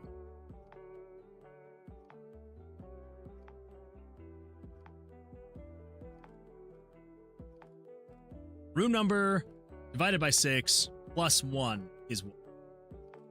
Okay, so it's the room numbers. Let's just say, for example, if the room number is 27, we say 27 divided by 6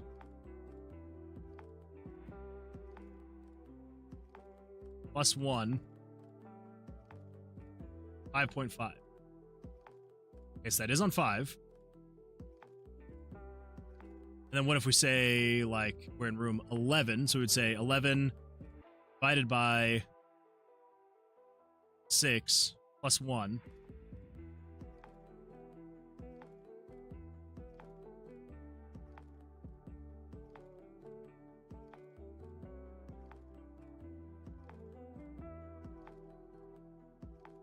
Okay, wait.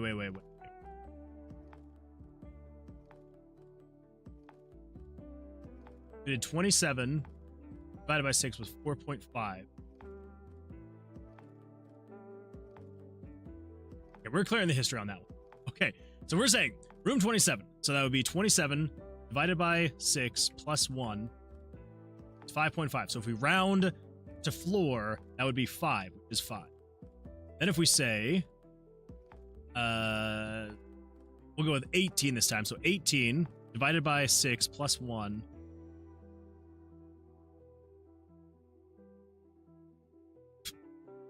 18 divided by 6 plus 1. Oh, yeah, that'd be 4.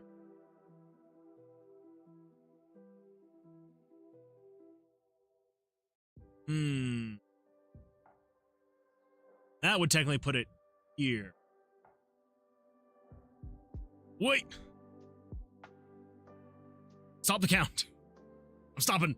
There's no more count.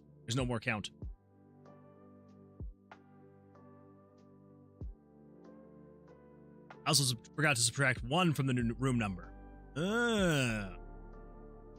Okay, so the room numbers need to start at 0. And that's +1. Okay, all right. So if we say, let's delete the history again just so I have a clear history. Okay, let's say room 35.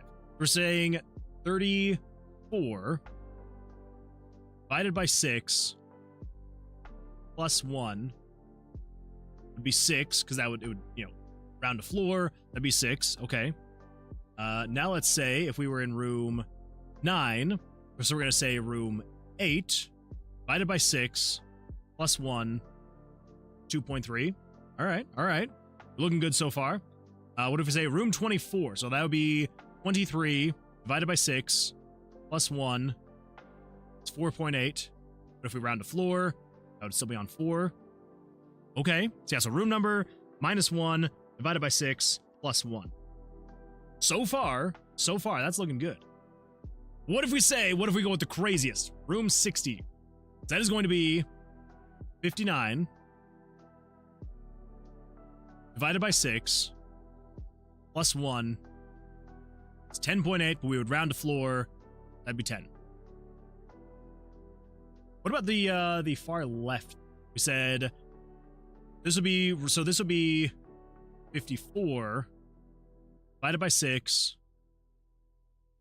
plus 1 is 10. And then 54 would be 53 divided by 6 plus 1, which is 9. Okay.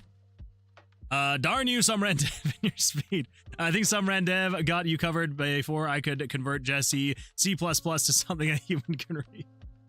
Some Rendev is just too fast. But I do appreciate it, Jesse. I do appreciate it, because I was, yeah. So, okay. I mean, honestly, I'm assuming, Jesse, this is probably exactly what you do as well. It's fantastic. Very happy here. Yeah, so your solution was going to work anyway. It's just some Rendev is just way too fast. Way too fast. Okay, so I just want to make sure that I have got this correct. So for the Y. So Y.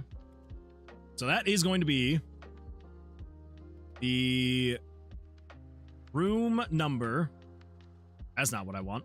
The room num. Wow, this font is so bad. Believe it's the of 2. Yeah, so Y is room minus 1 divided by 6 plus 1. I think I have that too. I do, but it's terrible. There's a room number minus 1 divided by 6 plus 1.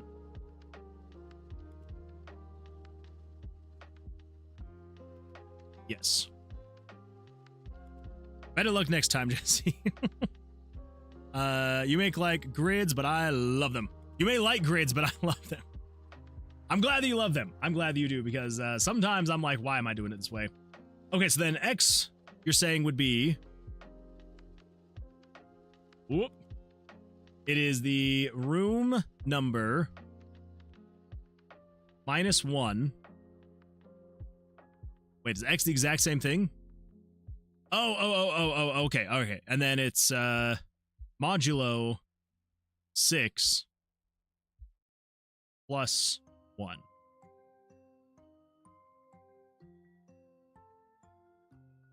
Okay. Yeah, I was using 0 base 2, and that's why I forgot all the minus 1s. No, you're good. You're good. And honestly, at this point, if we're going to be doing procedural generation, we could probably just redo how I'm doing all the number schemes, but I like grids. Oh, that's where you're saying you like grids, but I love it. Almost exactly what I do. I just use 0-based arrays and allow for 0, 0 at the origin. I honestly should probably do that if I'm being completely honest. Ironically, I got my job because of a grid problem, and since then have had no grids on my job. That's how they get you. They're like, "Can you do this?" And you're like, "I hope so." And they're like, "Cool, you're hired. We don't need you to do it. We just wanted to make sure you could do it." I do something like this, but X, Y, and Z. Oof. Throw in the Z axis, and it would way go over my head. Yeah, I should and could probably just change that to be...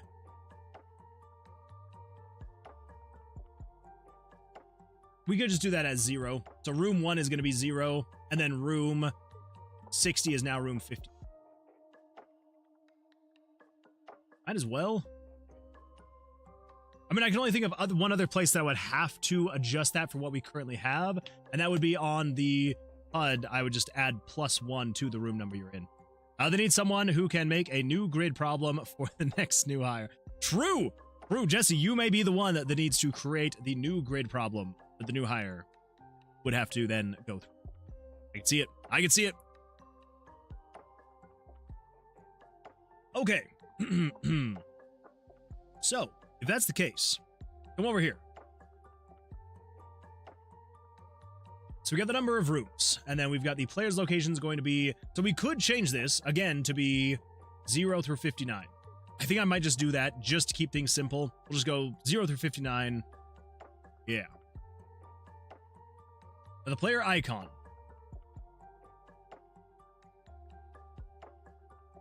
So this is where we would then say... Oh, I do miss MZ sometimes. I do miss MZ. So the X position is going to be game variables dot value.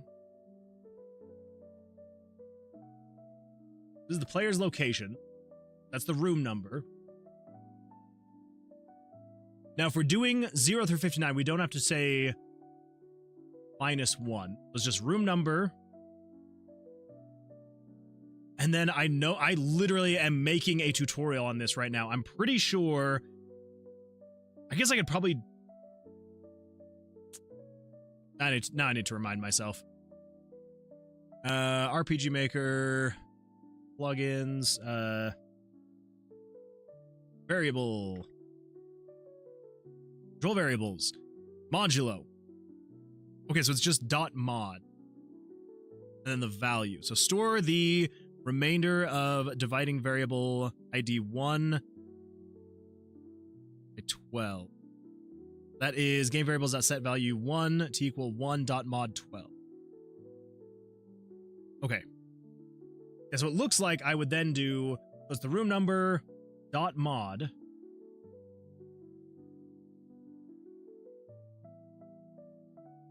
And then it'd be by 6.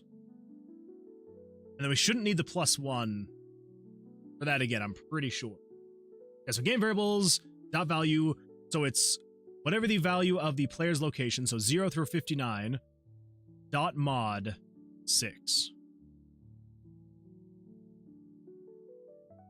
Yeah. Now, I am going to just double check really quickly, because might as well. Let's just say, for example, if the room numbers, we're going to say, let's say, if we're going to be, so we're going to be checking room 21. So according to this, it would be 20.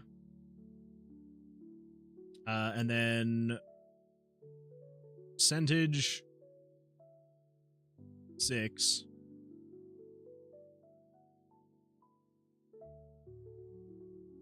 Yeah, so modulo, let's say it says 2. Which if this is 0, 0, so if this is, yeah, so this is 0, which is 0, 0.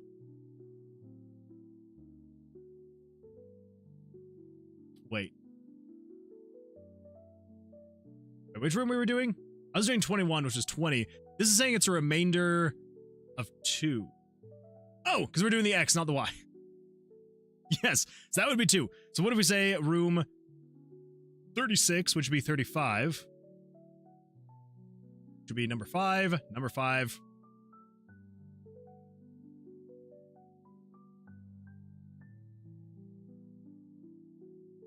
Yeah. So this is going to be room 0, but this is still going to be 1. So it's 1, 2, 3, 4, 5, 6. 1, 2, 3, 4, 5, 6, 7, 8, 9, 10. But that's still going to be 0. Okay. Yes. Yeah. Yes. Okay. Just making sure. Woo. So that will be location mod 6. Yes. And then you are going to be no longer this hodgepodge of garbage. You're going to be the player's location divided by 6.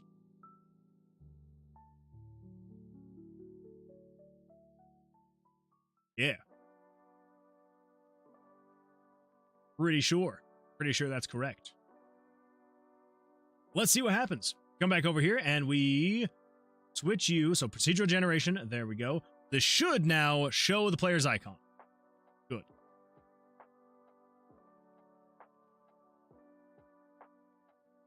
Why no player icon? Game screen dot picture 92. There's icon. The X is 2 and the Y is 1.3333333. I may or may not be very stupid.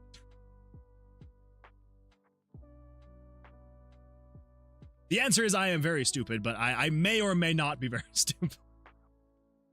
I can't just do that, I have to say. Gosh, alright, I've got to get the origin point, so let's do that. Okay, so if this is going to be the origin point of 0 right here.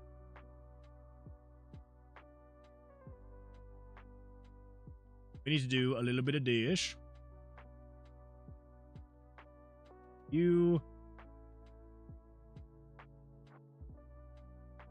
414 1058. 414 1058. But well, no, because we want you to be 0. You're going to be the 0. So 1022 450. 1022 450. Okay. So 1022. And the Y is going to be 450. Okay, so we're starting at 1022 plus all of that.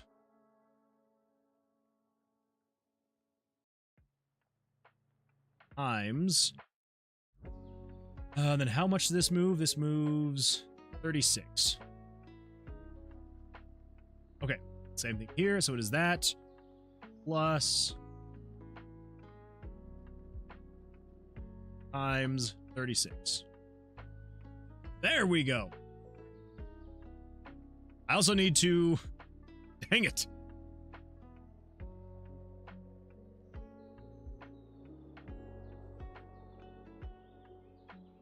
Math.floor.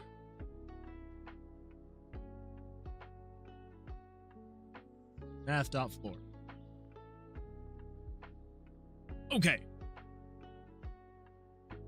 Hibbity hibbity hobity. Hey, look at that. We're actually getting an icon. Not exactly in the right spot. Not exactly. What if I just put myself in here? Is everything okay if I just come straight here? Or are things gonna break?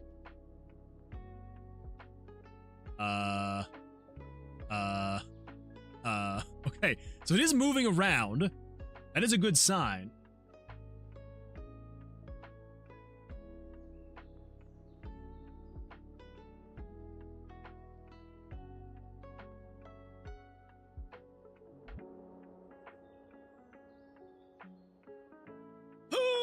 Okay, we're changing things.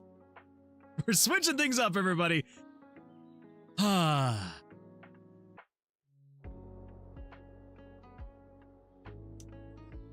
The reason why this is happening is because it's treating this spot right here, so the center of this right here, is technically 0, 0. But then do you want to know what 1, 1 is? Right here. And do you know what 2, 2 is? Right here. So that's why. Okay, so I could either...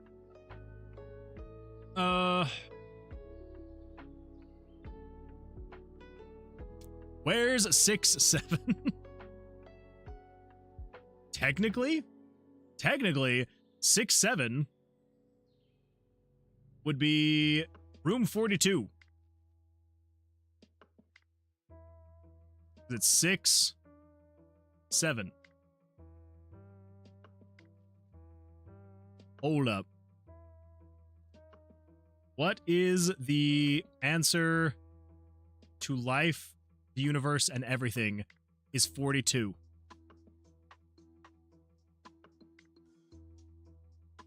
So hold up. So you're saying, according to my grid pattern, which is, this is room 1, and if we assume that each room going over 1, 2, 3, 4, 5, 6, and then going up 1, 2, 3, 4, 5, 6, 7, that would mean, according to this grid, on the coordinates of this grid, x6 and y7 is 42, which is the answer to life, the universe, and everything. 6-7 finally has an answer of what it means. 6-7 finally means something in this world, everybody, and that is the answer to life, the universe, and everything in Tomb of Vercilias. That's the only place it means anything, is in Tomb of Vercilias. But there we go. It was meant to be. Don't panic. I'm panicking. I'm panicking. 6-7 finally means something. Oh my. 6 times 7 equals 42. Wait, does it actually? Does it actually equal 42? 6 times 7. Oh my gosh. 6 times 7 is 42, which is the answer to the life, the universe, and everything. 6-7 is important in Tomb of Vercilias. It is. 6-7 is now important in Tomb of Vercilias. I feel like we almost have to do something important and special with room 42 every time. I feel like that has to happen now. Oh my gosh. What is this life? What is this life? We figured it out, boys. We figured it out. Don't panic, 6-7. Time is an illusion. It really is. It really is an illusion. You always roll 6-7 in room 42. Something like that. You always draw 6-7 in room 42. We gotta have something crazy happen. I don't know what it's gonna be yet, but we gotta have something happen in room 42. All right. So, now that we've gotten that out of the way, magic towel. Is it sorry, you said magic towel, and my thought instantly went to Towley from South Park. We just have a Towley always show up in room 42. There is a button in room 42 where if press a fish flops out on the floor when the dungeon explodes. Just basically like don't touch this button, and if you do, it just pops out and is just like. I'll need someone to voice this, but yeah, the fish will just pop up and just say so long, and thanks for all the me, and then it explodes. There we go. Perfect. Cut. Print. The game will be flawless. Okay, so we need to say it is 1042 minus that, and this is 450 minus that, not plus. We do not want to add to the 0 point origin. We want to. Dang it. So close. Okay, we want to add to the X. We want to subtract from Y. I know what I'm doing. I am definitely a trained, skilled professional. Dang it. But hey, on the bright side, we're getting stuff there now. That's good. Look at that. Look at that thing moving around. Happy days. So I guess technically... Wait, could we actually start here then? So instead of the lower spot, could we actually technically start here? Which would be... How big is this cube? 40. Okay, so we want to go to 20.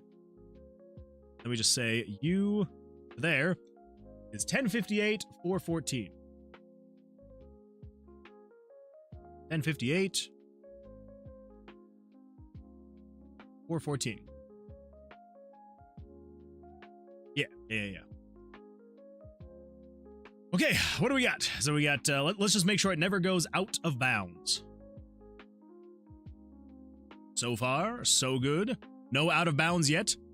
Look at that little player location moving around. Beautiful stuff. I think it's actually working. I think it's actually working. All right, well, not too bad. I do say so myself. Cool. So there's that. Ignore that. Ignore that error. It's not really an error. It's a feature. Feature to let you know that you're faceless. This is amazing stuff. I know, right? This is what everybody tunes in for, right? To just watch me sit here and refresh again and again, again, again, and again, again. Okay, so we don't need you. We don't need you. Set the dial lengths. We can keep that, I suppose. We will need that, actually, so let's keep that. Now, the loop. What is this loop? The loop, monkey, the loop. One day, I will make a haunted RPG Maker game with error screens that do something. That'd actually be really funny. It would give me a heart attack. Every time I'd see it, I'd be like, no! And then it just, like, goes away for no reason. So... Huh? Oh, this is all to do still with all of the dials. Okay.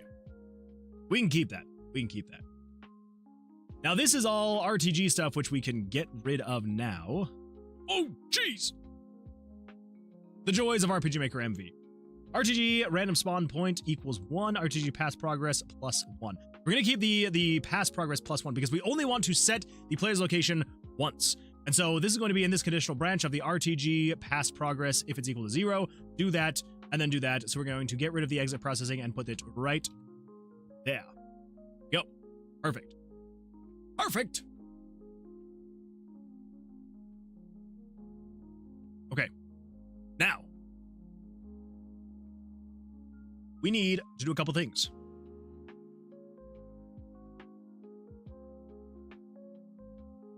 This is basically what we're going to repeat after this, but let's get this at least working partially. First of all, let's come back over to here so we can actually get the game initialized first and foremost. That's good to do. Then over here. Oh, what do we need to do? This is going to make me faint. It would make me faint too. I would be horrified. Be playing a game and just see a bunch of errors pop up, but they don't actually do anything. It's ever scare the crap out of me. Before you add to the pass.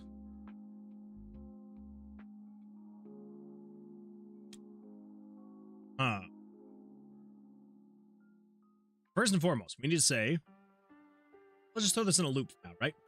We're going to say, control variables, subtract 1 from, where was it again? That one, number of rooms. That one. That one. Terrifying to think how I could make the errors leave the game window and come out. That would be horrifying. You need to start work on this now so that in 6 months when it's Halloween, you have this thing ready to go and you can throw it up there. Terrifying stuff. I would love it. This would be absolutely fantastic. You need to make sure this happens. 100%. And then throw it on GitHub in open source so I can see how you did it all. Because I want to know. I want to know how you did it.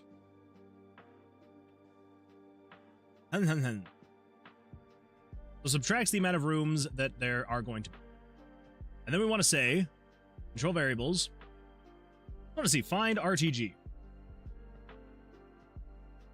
Random spawn point. Room pick ID. Let's just use this one right here, 366, random spawn point. Magic. It would be magic. We're going to set this to a random number between this. Just for now, we're just going to say a random number between, I guess technically 1 through 4. Cool. So this room is going to be anywhere between 1 and 4. Okay. And then we need to actually show the picture.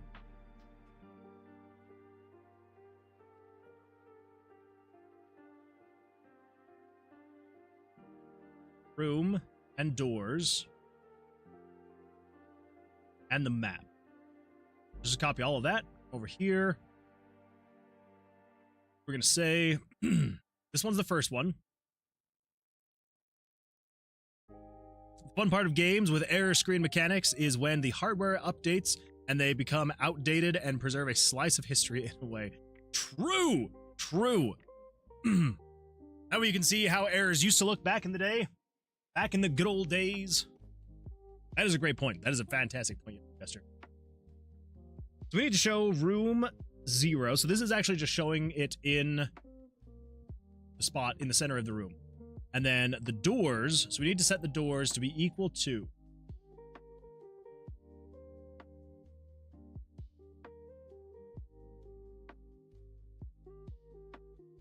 So obviously,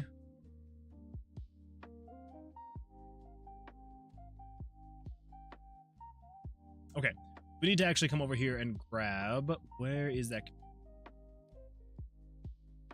I don't want to write it out again. I can never remember how to write this thing out. Probably write it out more so I can actually remember what. So it's, if this variable includes that. This is just to see if this will actually work. If we say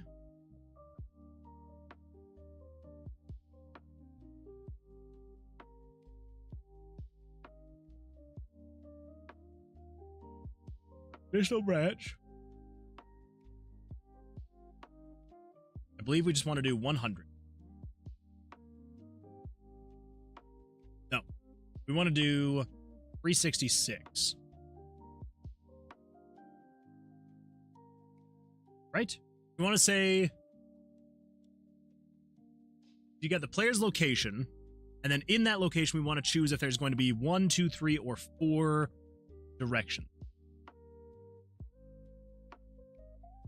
Yes.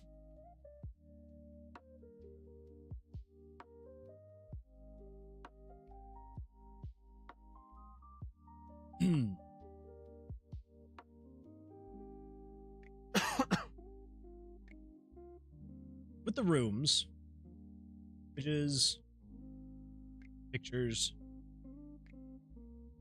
we want to find door. We got door 1, 2, 3, 4.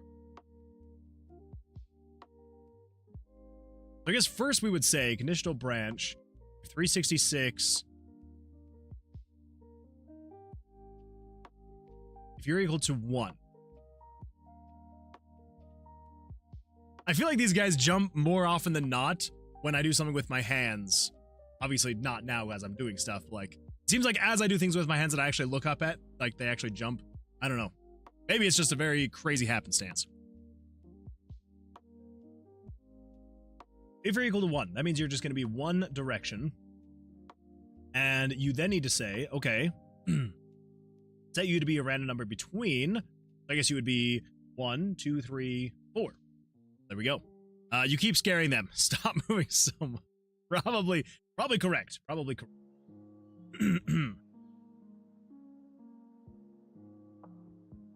And then we'll say jump to label on room.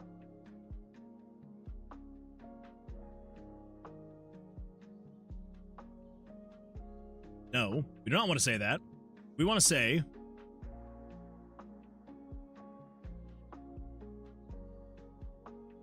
we have the room information here, the room layouts.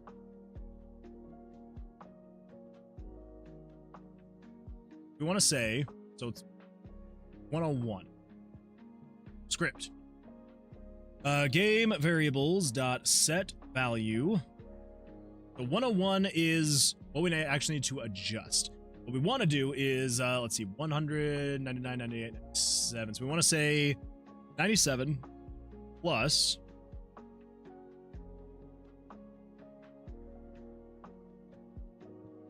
the player's locations, that'd be 100 times 4. Player's location.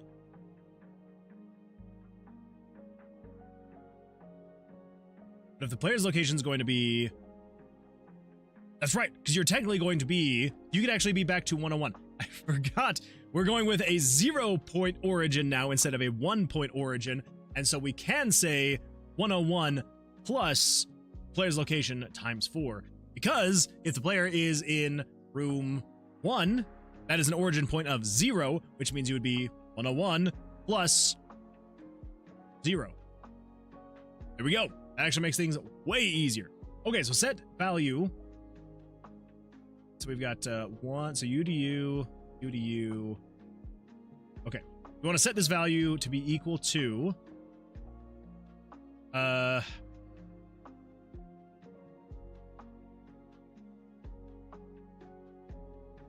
this is then where we would say oh boy, good old voice of God. Let's see. Okay, so you would be. We need you to be a random number between 1 and 4. I think this is where we would still.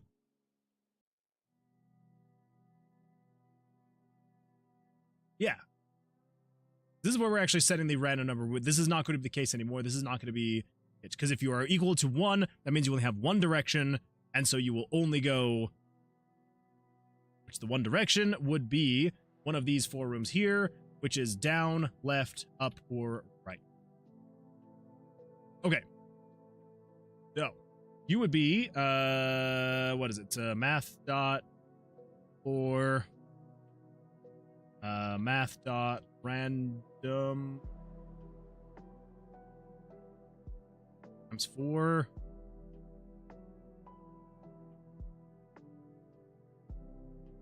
Plus 1.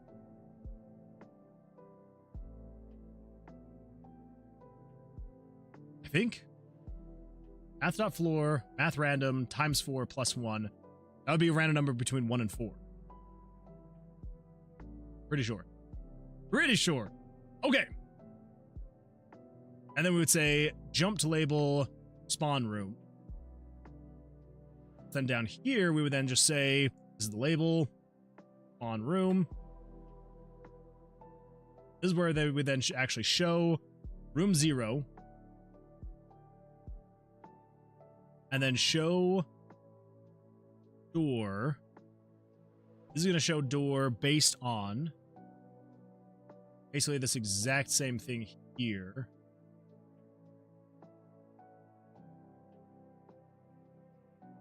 One, two, 1, 2. Okay.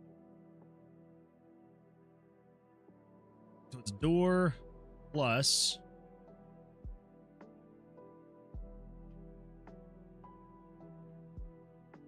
101 plus that times 2. Okay. Pretty sure. Pretty sure. Pretty sure. And let's just throw the exit event processing here. So I just want to make sure that the actual floor itself is spawning correctly. It should be correct. Right? Never mind. Gotta be from here. So we got 1, 2, 3, 1, 2, 3.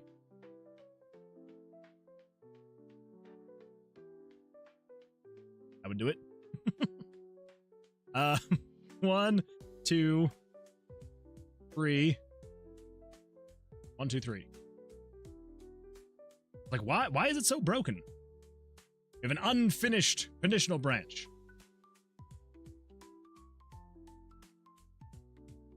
What? Trying to load door 209. What? What's room 209? I don't know.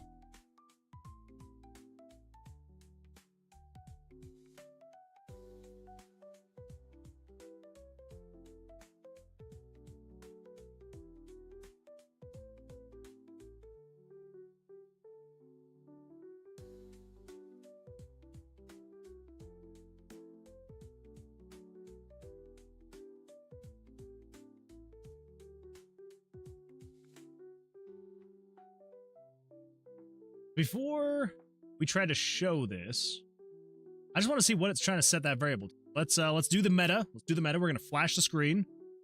We're gonna pull this up and see what's happening. Let's see what's happening. Okay, what?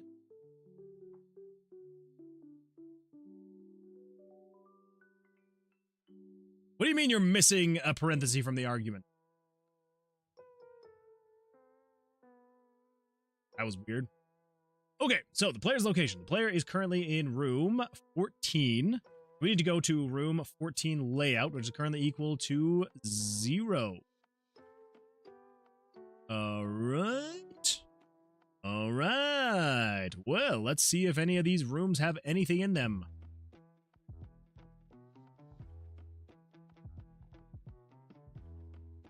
Not looking good. Okay. So I've done something wrong. What have I done wrong? No! It's because I'm currently telling it to set a random number between 1 and 4, but I've only set up a condition for 1.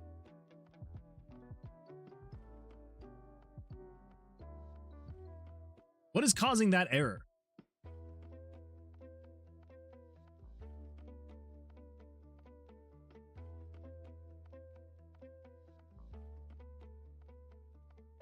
One, 2, 3. Okay, let's just cut that. I'm pretty sure that's what's causing the problem. I have an unfinished friggin' thing right there. Nope. Something else. What have I added?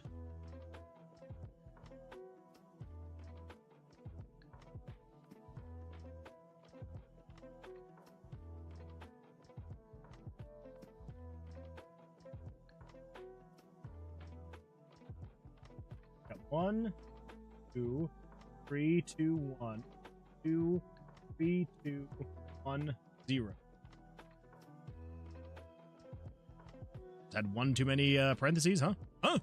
That's a problem. All right.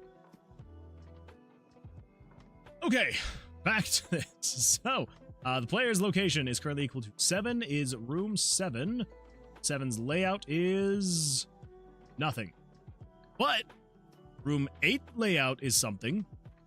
1, 2, 3, 4, 5, 6, 7, 8.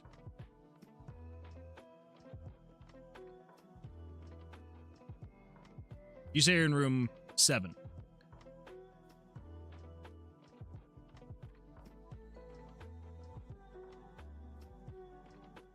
Oh, wait.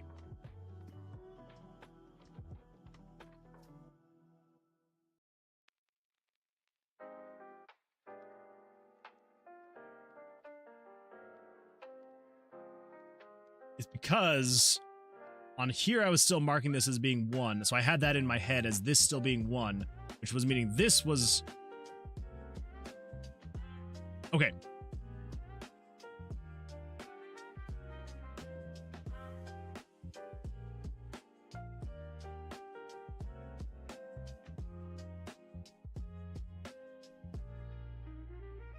What can we do? We could either...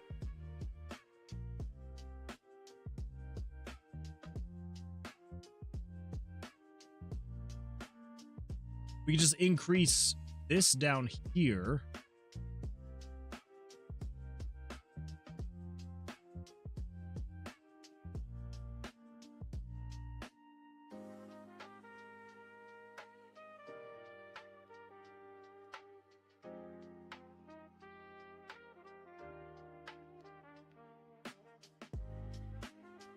Yeah.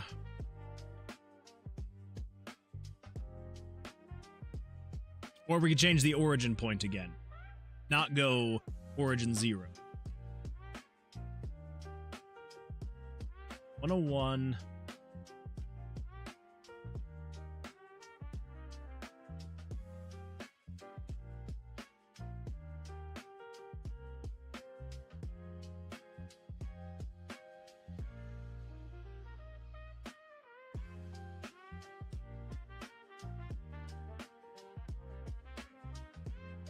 Sonic the Fox says, taking a break from RPGs for a little bit, decided to play some Lego games. Wanted some colorful and more simple worlds to play around in. These games last a while, too, if you aim for 100%. That is very true. If you're trying to 100% any of the Lego games, good luck. That is quite the feat to be able to do. So, yeah. Which one are you playing right now? There are so many good ones. I think we will say...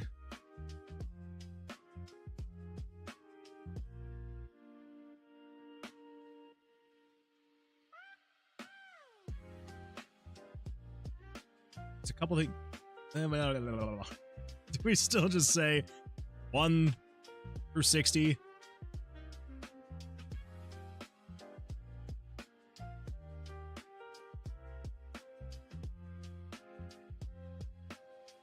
And then we just say set the icon to be equal to, what was it again? It was room -1 and +1 at the end.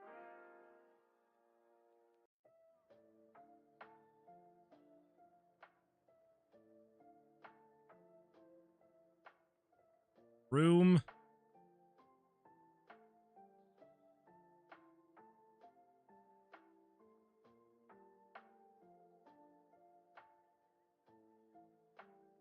-1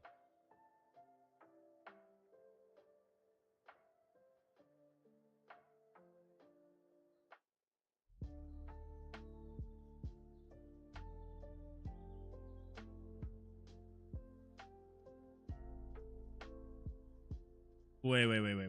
We got 1, 2, 3, 4, 3, 2, 3, 2, 1, 0.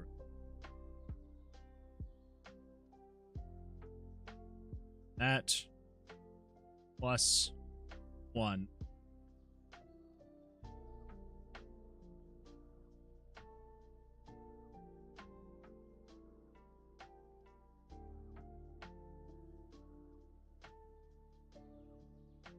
So the room -1 needs to be in its own parenthesis. Room -1. And then the modulo 6 needs to be in its own thing. It would be U.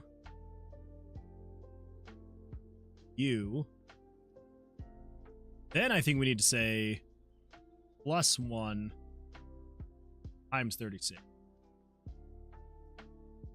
And U would be the same thing. So it is that +1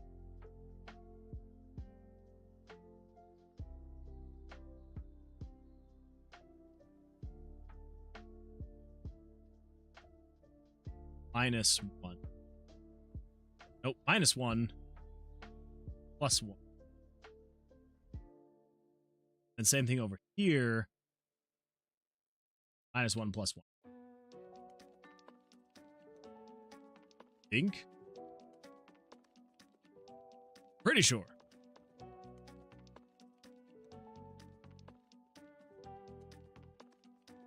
$45.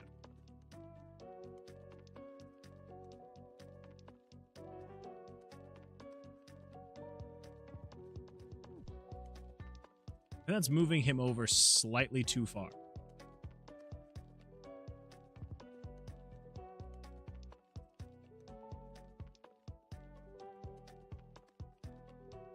I need to get around to playing Lego Batman 3 as I have it, but have not gotten far and have the dual collection for Lego Harry Potter. I need to continue. Not invested in Harry, but it is a Lego game. Fair. Also need to finish 100% Lego Ninjago movie game. Love Ninjago, just wish the game was based off the show more than the movie. Oh well, fan service, still good. True. Never can say no to a little bit of fan service. Yes, that is definitely not in the correct... If you're under the Q, you'd be like here. So that's 1, 2, 3, 1, 2, 3, 4. 1, 2, 3, 1, 2, 3, 4. So you're technically showing in 46. That's 45. Okay.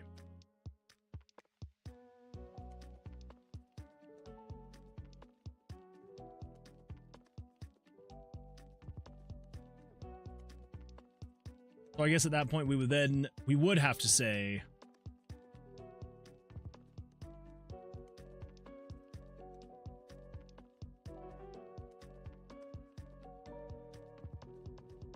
that is 1058 minus 36, so 1022. You are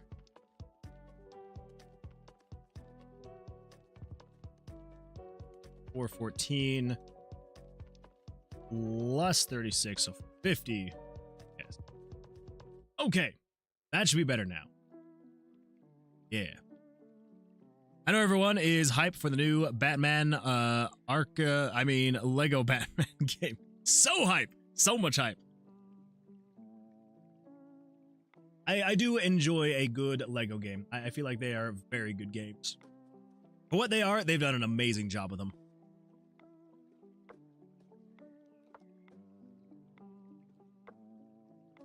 Okay. So now we have all of that, hopefully, I think, correct. Hopefully. Come back over here. Flash the screen. That's going to show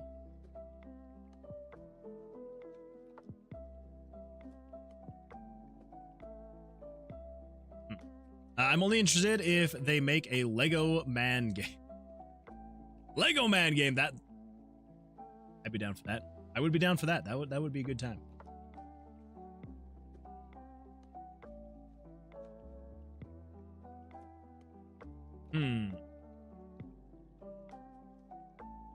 Yeah, so now the actual door. So this is showing it like in the 100, which is not what we should be doing. So we need to be showing the value of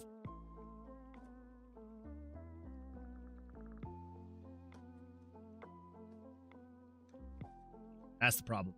We don't want to be showing 101 plus 100 times 4.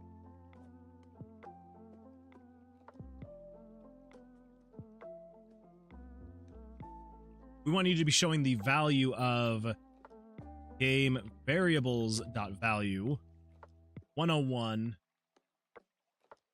But now this needs to be 97 plus that. Yeah. So now it's going to be taking the value of whatever 97 plus the player's value times 4. That should be better. We'll see.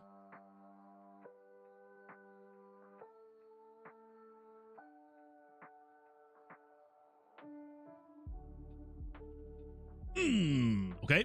Let's see what kind of picture it's trying to load. Cannot load door 0.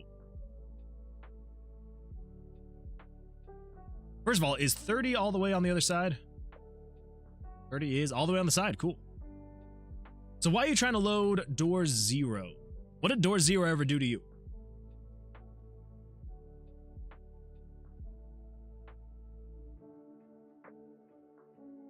Okay, so door 0. Player's location is equal to 45. So if we go to room 45, then room 46, room 46. Okay. You're 45. You're room 45. You're trying to show door plus 97. It's 100 times 4.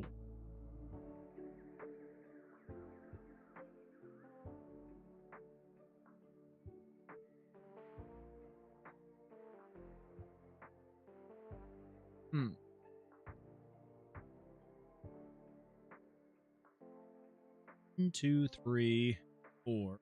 1, 2, 4. So it's the player's location. So that'd be 45.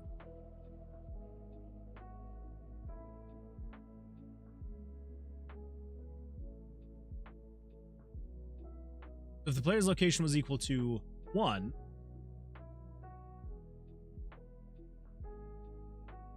it'd be 1 times 4, so that'd be plus 4, 97, 98, 99, 100, 101.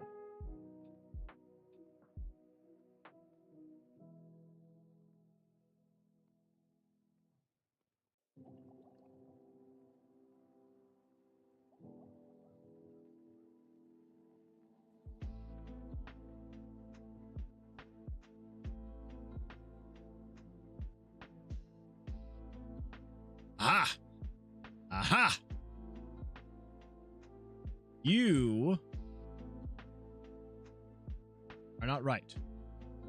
You're not right. You're not correct. I'm going to say game variables dot value. Whoop. Copy that. Then over here, we want to say game variables dot set value. You need to be 97 plus 100 times 4. There we go. Get out of here. Okay. That should be better. So we should flash the screen. We have a direction. We have a direction, everybody. It didn't error out. We have a direction. Okay. Now, let's just double check really quickly. I just want to make sure. Does it pick a random direction each time, though? We come in here. Yeah, it's the same direction. Should be okay, I think. Because if we're in room 9, come down here and check room 9, the layout is equal to 1. Story checks out. Come over here. Oh! So that should be a layout of 3. Go over here and check. Player's location is equal to 40, so let's go to room 40. Should be equal to 3. Layout of 3. Happy day. Happy days. Okay. Cool. Show.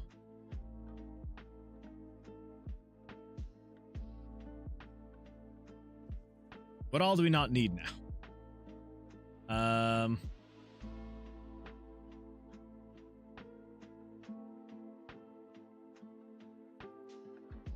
clean this all up later. For now, we need to get the mini-map icon working.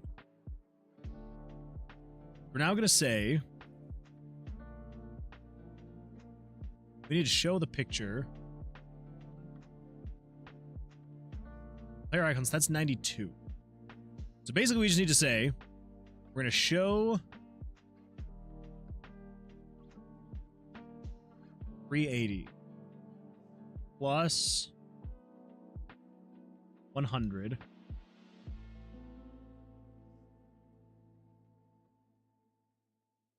gotta be a better way to do this now, too.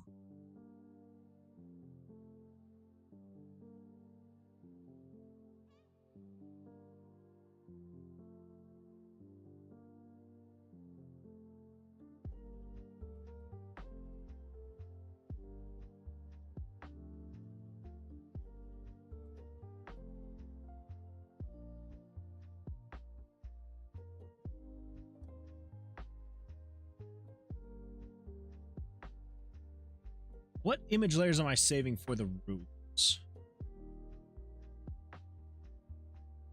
Map is 50 through 92.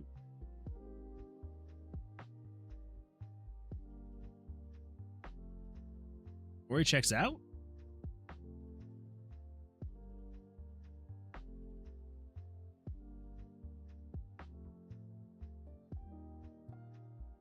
$42. That's all the map icons plus the player icon. I think that's right. Pretty sure that's right. So, if we just say starting at 50, we're going to say show picture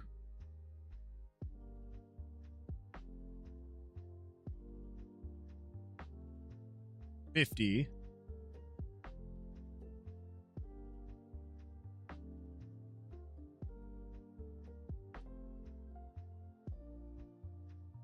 minus. We could honestly just go off of number of rooms. That's 365.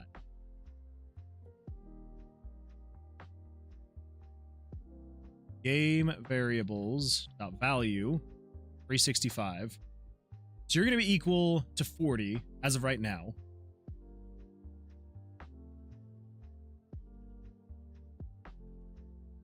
But if you ever change how many rooms there are going to be, I guess we could still just utilize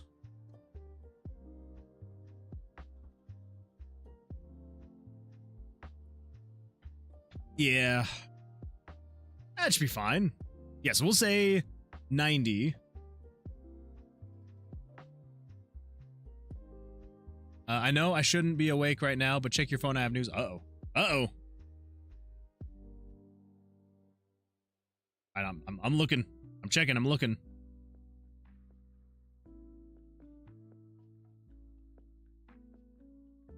That is very exciting stuff. Well, hopefully they do the same with pirates. Well, good. I'm glad. That is very exciting stuff. Fingers crossed. Fingers crossed. The same thing happens soon to pirates. Oh, what else we got? Nice. It's coming up fast. It's coming up fast. That is very exciting news. Yeah, I hope that it'll be, again, I know I've said it before, but I hope it's going to be the same with pirates. Really hope so. Fingers crossed. 90 minus 40. Yeah, thank you. Thank you for letting me know. That's, because I wouldn't have seen that until, like, for another, like, hour and a half. And then I would have been very excited, but you would have already been asleep. So, you know. Yeah, very exciting. What these pirates do to deserve this. All the crazy stuff. All the crazy stuff those pirates are doing. No, it's, we're planning on going to Disneyland for our family vacation this year. And, it's been unfortunate because, Jungle Cruise and Pirates of the Caribbean are closed. And Jungle Cruise has been closed for months now. And so we were like, oh my gosh, like if they don't open for a while, that means Pirates is definitely not going to be open. And Pirates is my favorite ride at Disneyland. I've only been like a couple times, but it is my favorite ride. It is my favorite ride. I was going to be very sad. I'm hoping that if Jungle Cruise is opening, then hopefully that means that Pirates will also be. I guess we'll see. Time will tell. Time will tell. Let's see, over on YouTube, Sonic Fox says, they hold up well. Skywalker Saga sadly kind of underwhelmed me a little bit, but I still enjoy it well enough. Literally the best game to play when I'm in a sad mood, if you want to play it with kiddos. Fair. I was trying Skywalker Saga with my niece, and she was holding both control sticks at the same time, making the character and camera spin. Didn't go anywhere, really, but she enjoyed herself. I mean, as long as she's having a good time. She doesn't get much screen time, much less game time, so having to introduce her to things safely, a good thing. Her uncle is an over 2-decade-old gamer. Cartoon, enjoy. That is a very good thing, a very good thing. Been doing cartoons that are not the Cocomelon junk. Paw Patrol, mainly older seasons. Sonic cartoons, My Little Pony, Bluey, Tom and Jerry, and Looney Tunes, etc. Those are all very good things to be showing. Yeah, absolutely. I'm sure that she is very happy to have you to be able to share and introduce that kind of stuff.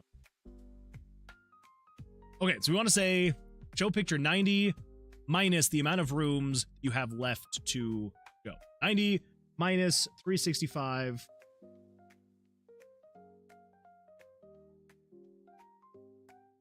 Yeah. Okay.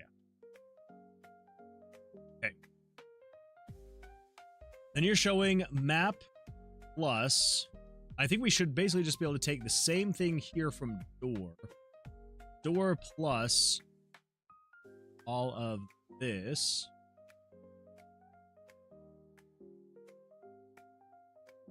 Now, these ones are a little bit different though, because you got all of these. You got map 1-0, 1-1, 1-2, 1-3, 1-4, 1-5, 1-6, 2. Okay. Yes, that is a bit different. But I think what we can do is we can say we're showing map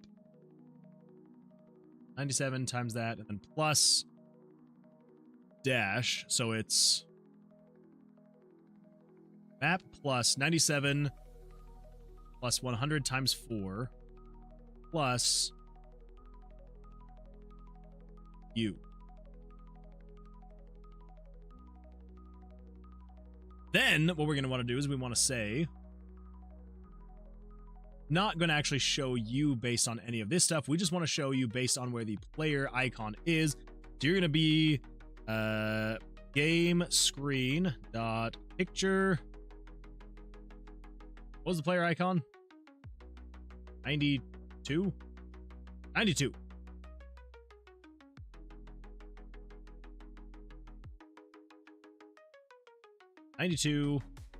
Dot underscore X.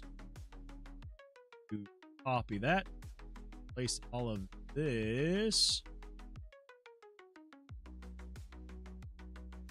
92 dot underscore Y.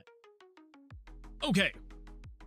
Hopefully, as long as I didn't mess up anywhere.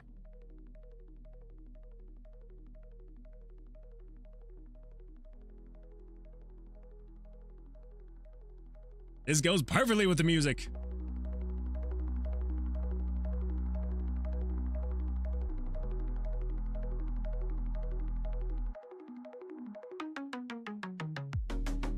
Like I created a weird visualizer for the song. Clip it. Oh my gosh, what is happening?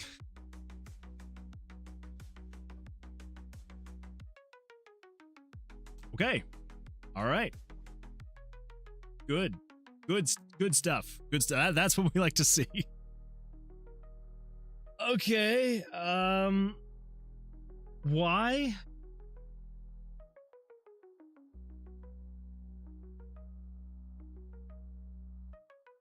So you run procedural generation. This is how features are born. It's true. It's true. This is how features are born. Then it turns on A, which should be in here. So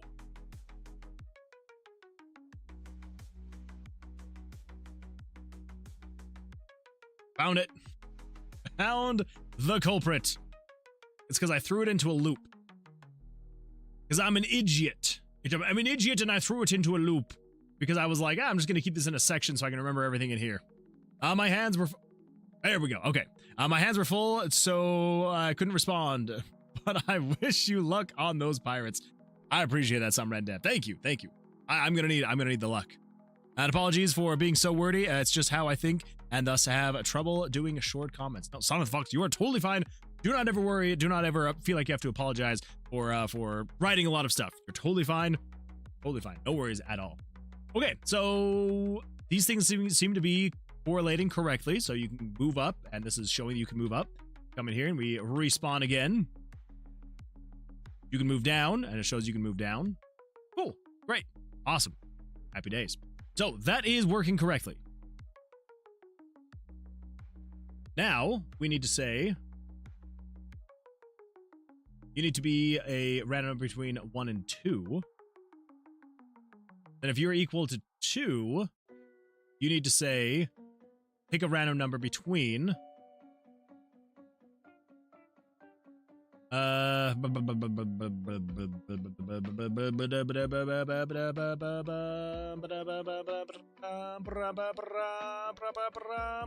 so you're gonna be 5 through, let's see, so you're 2 directions, so 5, 6, 7, 8, 9, 10. 5 through 10. So you would be... Okay, random number between 5 and 10. This would be plus 5 times 5?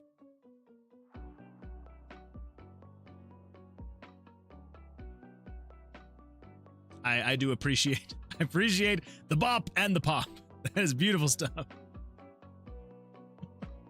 I don't know why I started jumping into singing that song, but I did.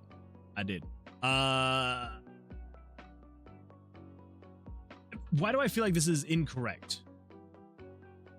But it's, yeah, math random times 5 plus 5 would be 5 through 10. Pretty sure. I hope so. I hopeth so it. Let's just set this to be a random between 1 and 2, 2 and 2. So we should always have a 2 direction going on here. Yep, there we go. There we go. I'm just gonna stick myself in here for kicks and giggles. Okay, yep. And yep. And yep. And yep. And yep. And yep. And yep. And yep. Okay, so that is the only potential issue that we now need to actually get in and fix, is when things like this happen, where if you are up against any of these side walls, you can't have things like this spawn. You cannot have it be to where you can potentially move to the left if you are all the way up against the left side. So, we now need to come in here, and we just need, this is where we actually need to grab this right here.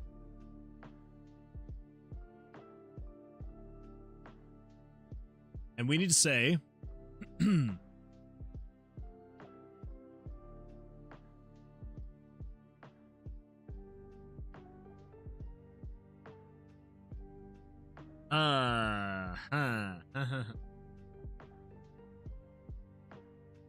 yes. Yeah.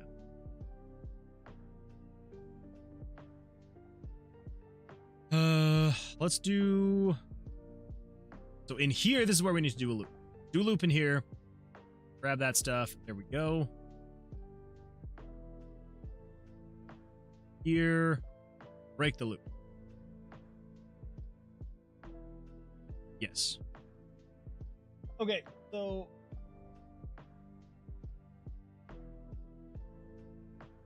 we need to check and see where the player is at. Check to see if they're against any of the edges. If they are, we then need to check and see if this variable includes that stuff. What would be the best way to do that?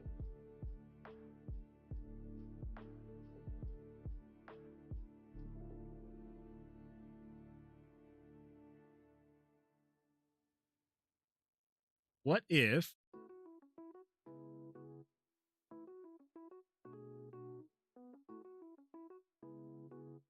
I guess we could technically have this be more on the outside.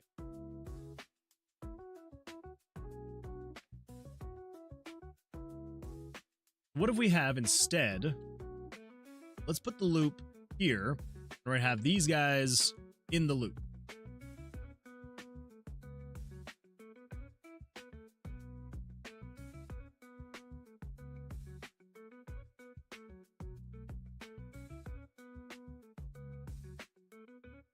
And then we'll just say if the... yeah, so just do all of that, set the stuff, whatever, and then we get down here to the repeat. So we're then just gonna say if the player is in room 1, 2, 3, 4, 5, or 6. Okay, yeah. So if you're in 1, 2,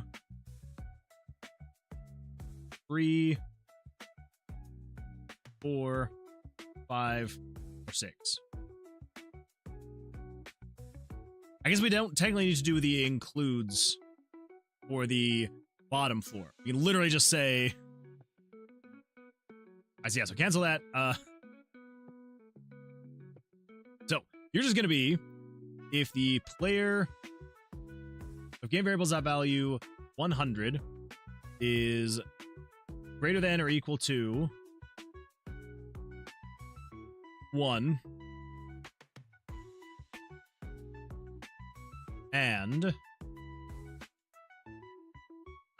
if you are less than or equal to 6, this is going to be on the bottom row. You're on the bottom row.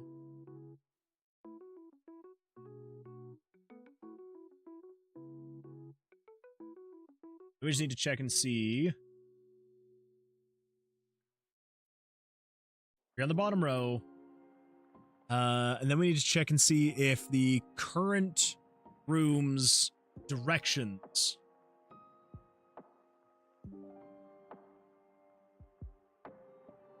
don't include. Current room directions, that would be 97 plus 100 times 4. Game variables dot value 97 plus 100 times 4. And we've got 1, 2, 3, 4, 5, 4, 3, 2, 1. Really? Pretty sure that's going to be the case. So 1, 2, 3, 4, 5, 4, 3, 2, 1, 0. Checks out. Okay, so if you're on the bottom row, so long as you do not include,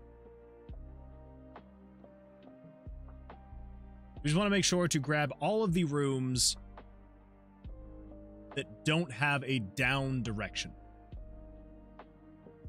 I know that sounds weird, but we're checking. So if you do not include 1, 5,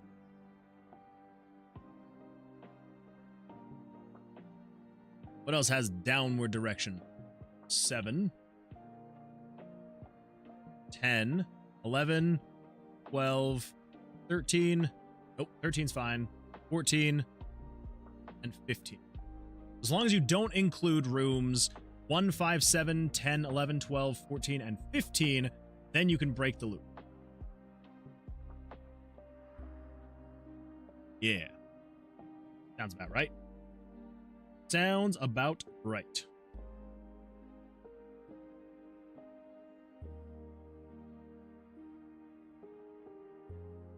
And if you are on the left row, which means if you are in room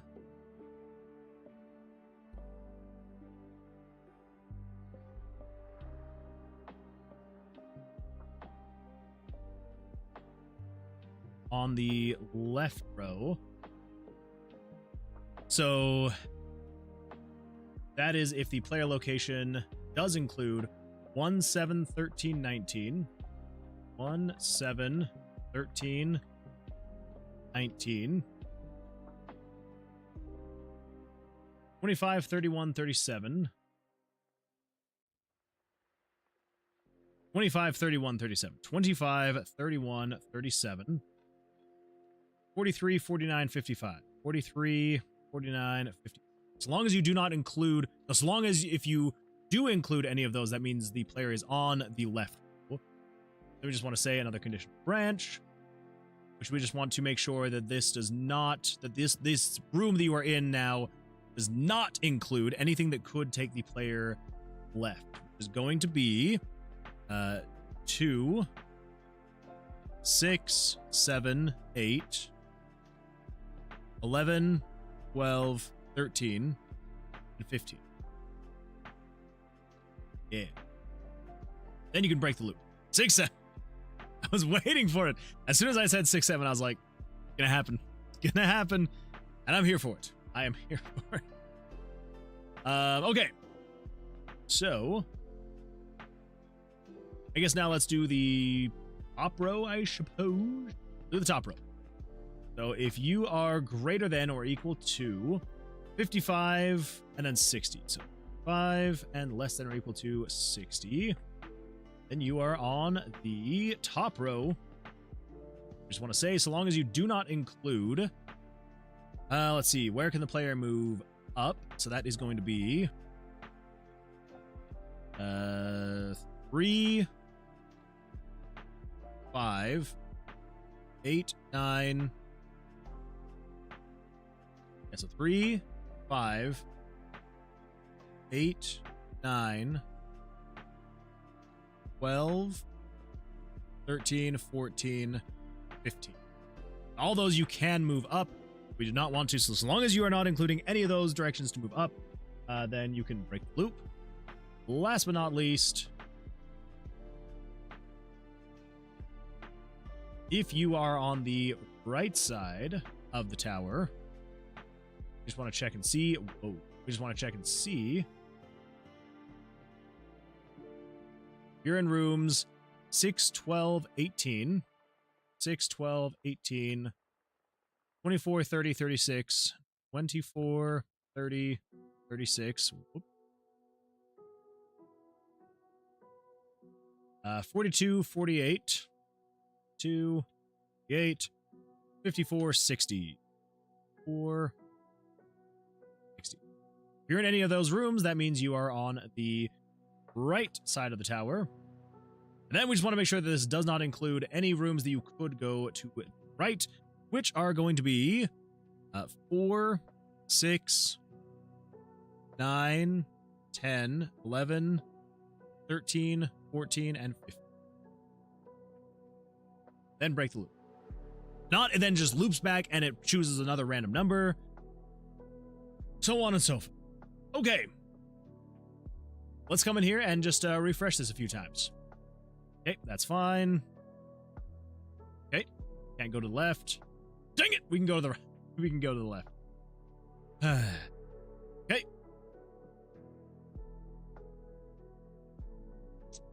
Why would that have been the case? Got a loop here. Loops all the way down through here to the end.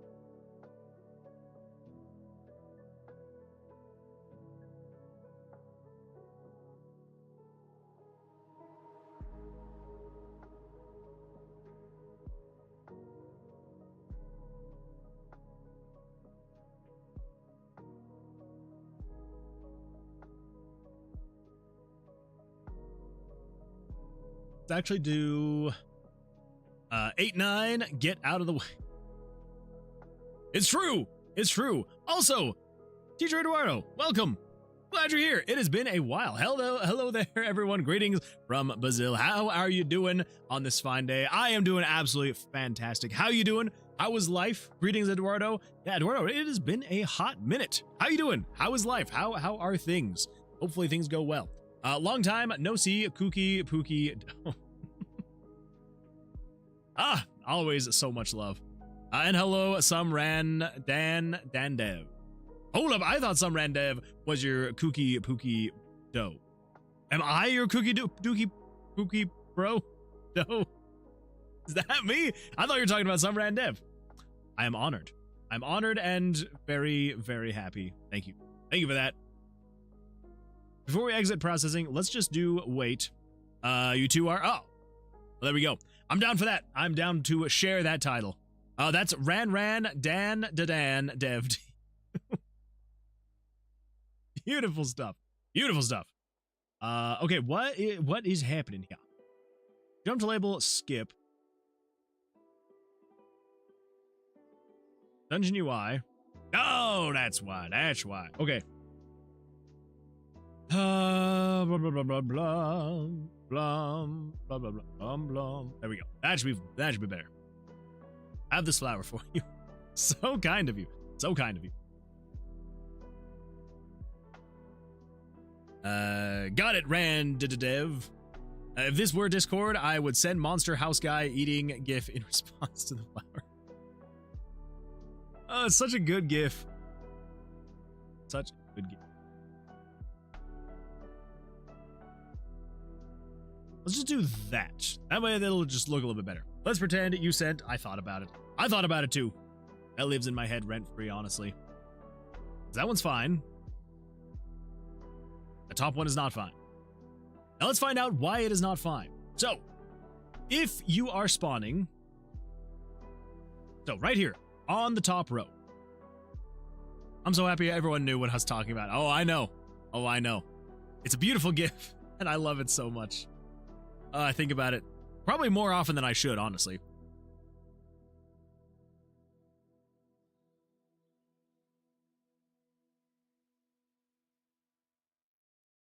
That's the bottom row. We want to go to the top row. So if you are 55 and less than 60, which we are, we're 58. And then so long as that room does not include, let's go to room 58. 58 layout is currently equal to 8. You are equal to 8.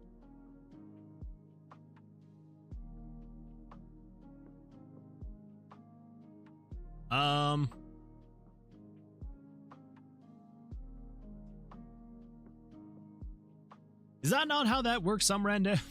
Can I not just throw an exclamation mark at the beginning to basically say does not include? I thought adding an exclamation mark basically said, like, whatever this is, do the opposite. Maybe I'm completely misunderstanding the exclamation mark in JavaScript or in conditional branches. I thought for sure that the exclamation mark was just basically saying does not. So this would essentially be, as long as this variable does not include 3, 5, 8, 9, 12, 13, 14, 15.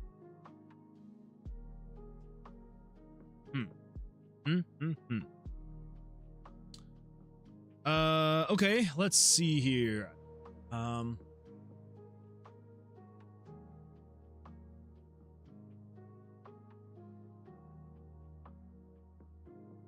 would I do the does not?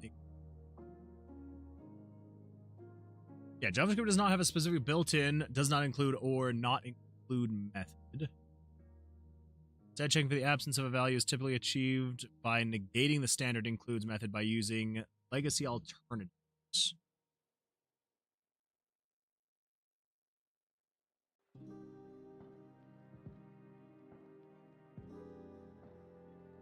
Wait.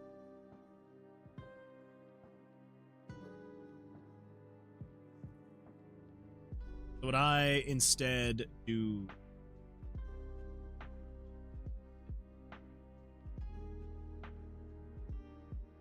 an array? Roots.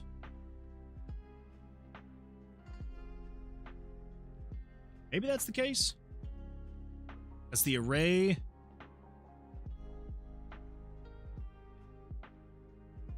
Yeah, maybe that's the case.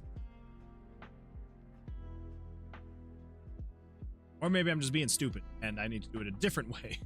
Very possible. Very possible. We'll see. We will see what happens. Oh wait, I should probably, there we go. Okay, so that obviously is not working because literally first thing that pops up is this guy right here. Huh.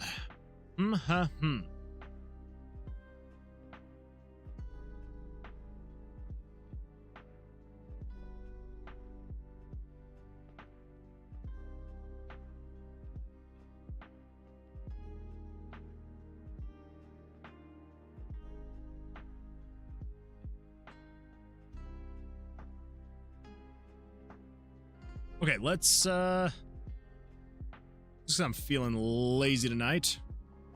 Come over here, and we're just gonna go, all right, Google.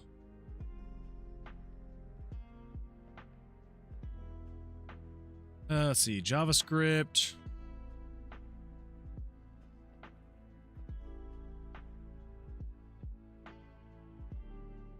Maker.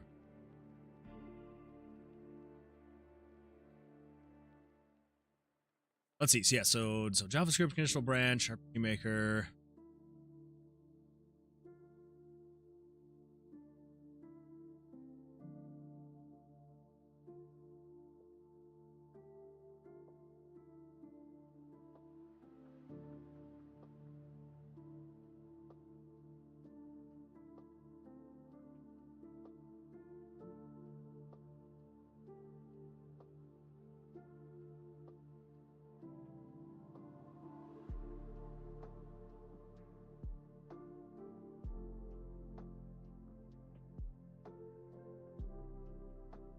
Variable 1, 2, 3, 3.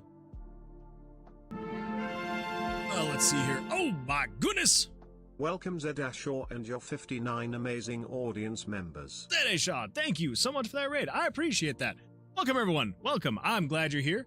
How'd your stream go? Hopefully things went well for you. First of all, while I am very appreciative of the raid, if you got a raid and run, totally understandable, no worries at all. But I do appreciate that. So thank you. Hey man, how's the game dev going? It is going great. We are currently working on procedural generation, and it is not going as well as I would have hoped with, you know, it's definitely not going as great as I thought it would, but it's not as bad as I feared it may have been. Yeah, so basically the way that the game used to work, which I guess, first of all, really quickly, welcome everyone, I'm glad you're here.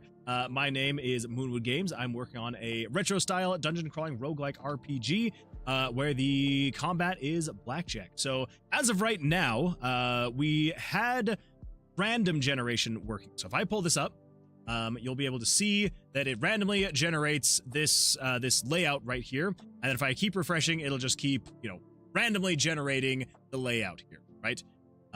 Which is great, you know, that's fair enough. But I wanted to do instead, because we were running into issues where, like, what the? E110W_Jester just turned their way into the credits of Tomb of Vercilias. Yellow Jester, thank you so much for redeeming that. Holy smokes, 10,000 channel points is absolutely wild. So thank you so much for watching so long that you're able to redeem your name in the credits. Thank you for that. I do appreciate that. I will get you added here real quick. Get you over here, here, and name in the credits. I believe, maybe, I feel like I have to check every time just in case. Okay, so we don't have you in here yet, so that is absolutely fantastic. Congratulations again on getting that many channel points that you're able to get your name in the credits. So very nicely done, absolutely beautiful stuff. I do appreciate you watching so much to be able to get that, so thank you for that, and awesome stuff. Let's see. Oh, sweet. I may have some code for that. I have sweet Maze Gen. That may actually be very useful, because yeah, it's coming along. We're just running into like a few weird roadblocks as of right now. It was working pretty well for the most part. The only problem is like 1 out of every 100-ish times, the random generation does not connect all the way. So like if I keep refreshing this, like, you'll keep seeing all the different layouts that we have, which are absolutely fantastic. Every now and then there is a part that just will not be connected though, which is not ideal. You want to make sure your entire dungeon layout is all interconnected, right? But again, like I said, it's about like 1 out of every 100 or so generations that it will generate some part that is just completely separated from the rest of the tube. So I wanted to find a way to fix that. And so I was kind of thinking like different ways that we could go through and we could get the actual generation working better.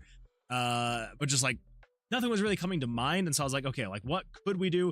Plus we were running into weird issues where it's like, you get these like giant interconnected spots where it's just like, it basically is just like one giant room. And I'm like, I don't know if I want to necessarily have the one giant room kind of thing going on. So some of these are very boring layouts, essentially, right? I was like, what if instead of doing random generation, we went instead with procedural generation? So as the player moves through the tomb, through the dungeon, they will basically be generating it as they go along. But I don't want it to feel like you're essentially running along like a railroad track, essentially, where it's like every step forward you take, you could just take another step forward. There will be other directions that it will potentially have the player, force the player to go into. There is that. But anyways, yeah, so we're kind of working on the procedural generation, and we're running into a few issues like on the outer edges of the tomb that we're kind of just working through. So it's nothing too crazy, you know. It's mostly just trying to figure out how I'm gonna get that to work. But we should be fine though. We should be good. We will get there. So, but yeah, so I do appreciate. And again, like I said, if you get a raid and run, totally understandable. No worries there. I am going to give a shout out though. Let's do at. I could spell. There we go. There we go. Absolutely fantastic. So thank you again so much for the raid. I do appreciate that. And yeah, so just really quickly for anybody who is new here, who has not been a part of the stream. So like I did say, yeah, so we are making a retro style dungeon crawling roguelike RPG where the combat is blackjack. The general idea for the game is you are a bounty hunting adventurer who is delving into a cursed wizard's tower to go and find the wizard Vercilias. Vercilias used to be the right-hand mage of the king. The king found out that he was kind of researching dark magics, though, and was not a fan of that. He was like, absolutely not. I will not have that. And so he ordered the arrest of his mage Vercilias. Vercilias caught wind of this, and so he put a curse on his wizard's tower to have it ever be shifting and changing, so that no one could ever find their way to him, which worked. No one has ever been able to find their way to Vercilias, but people have also never seen Vercilias come out of his wizard's tower, so everyone just assumes that he probably accidentally locked himself in his own wizard's tower, and he is dead in there. The king is not satisfied with that. He's like, no, until I actually see him in front of me, dead or alive, I will just assume he is in there still researching dark magic. So he's put a bounty on his head, and you are one of those many adventurers who is heeding that call, hoping to be able to get glory and riches out of finding Vercilias and bringing him to the king and getting a reward. So yeah, so basically, yeah, general idea, like I said, it is a randomly generated dungeon. It is a roguelike, and so you're not expected to be able to win the game first try as you go. And so you're expected to kind of die, go back to the start, and then keep going and going, getting your character stronger and stronger. And so there's a few different systems to help with that. There's these perk cards here that will hopefully kind of mix up the runs a little bit every time you play with different buffs and debuffs. And then on top of that, there's also actual player progression. And so as you fight monsters, you will gain experience points. And then with those experience points, you'll be able to spend those at this skill tree, and you'll be able to kind of like build out your character. The skill points are more of a permanent thing that stick with your character even if you die. But the perk cards, these are things that will get wiped if you ever die or leave the tomb. Same thing with, like, you know, some of the items. You know, the items, if you die, probably gonna lose those. These dice, if you die, you'll lose those, but if you leave willingly, so in between each floor, you can leave the tomb. So if you leave, again, you will lose your perk cards, but you will keep your dice, your items, all that fun stuff. So anyway, so if this seems like a game that would be interesting to you, if you would like to eventually play it, would absolutely love a follow. If you would also like, you can also wishlist the game on Steam. I believe if I do wishlist, I think. There we go. There's a link to be able to wishlist the game. And yeah, you should be able to wishlist that. So even if nothing else, if you don't want to follow along with the development process, you can at least have it on the wishlist so you'll know when the game. But either way, yes. So Zed Ashad, thank you so much for that raid. I do appreciate it. If you get a raid and run, like I said before, I'm not sure if you are still here, but if you have to raid and run, by all means, 100%, absolutely. I know that after a long stream, it can be a bit of a drain, and so if you got to go sleep, eat, use the facilities, whatever it is you got to do, if you get a raid and run, no worries at all. But I do appreciate that raid, so thank you so much for that. I do really. Okay, so we are going to continue with the procedural generation and see if we can make at least a little bit more progress on this. I just want to see. So I was looking up what I'm doing wrong with this includes. Let's see.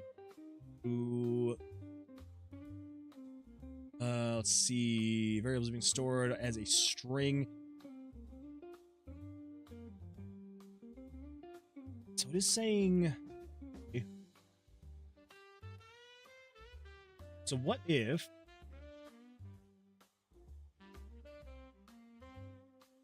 Don't know if this is necessarily needed. Here's the thing. I know of a way that I could fairly easily fix this. It just looks messy and looks bad, and so I would rather not, but I can. If this doesn't work, so I assumed that you could just do, with the exclamation mark, essentially do the doesn't include. Oh, that's right. I should probably change the spawning back from random to procedural. Yep. Okay, procedural generation is turned back on. And I'm going to throw myself back in here directly to the tomb and not on the perk screen. Scene. We'll call it a scene. Again, like, it literally just, like, as soon as it gets onto the side, it tries to go that way. So, okay.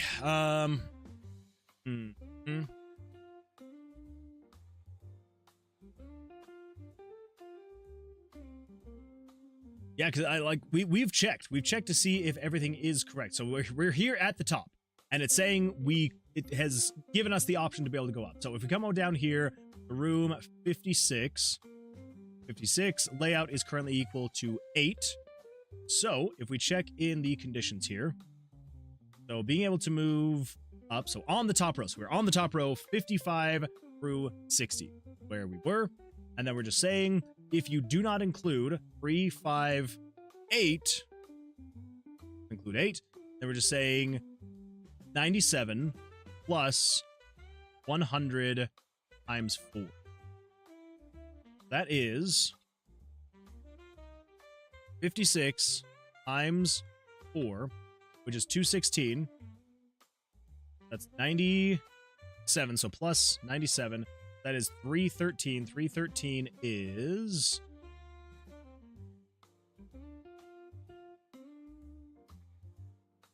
Hold up. Hold up. Okay, so player's location. Player's location is 56.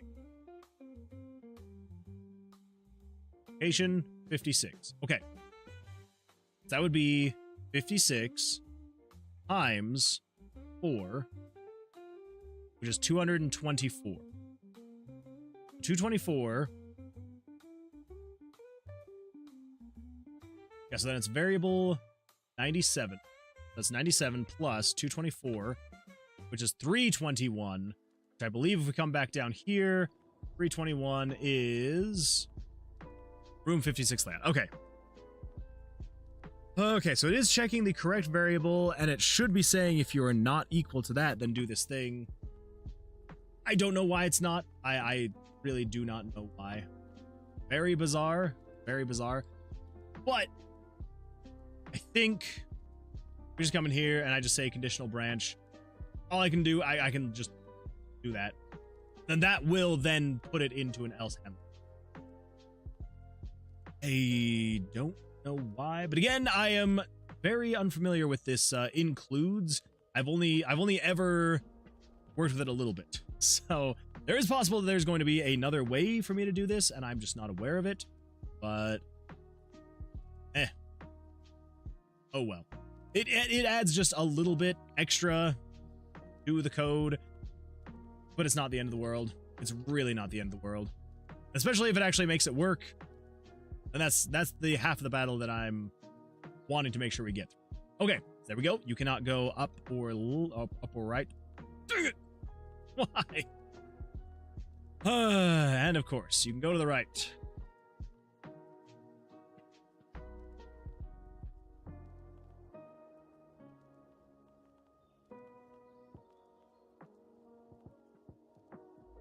It's gotta be... Is it not checking the correct thing? Yellow Jester says wish listed. I appreciate that. Thank you. Thank you for the wish list. I do appreciate that. Thank you. Thank you.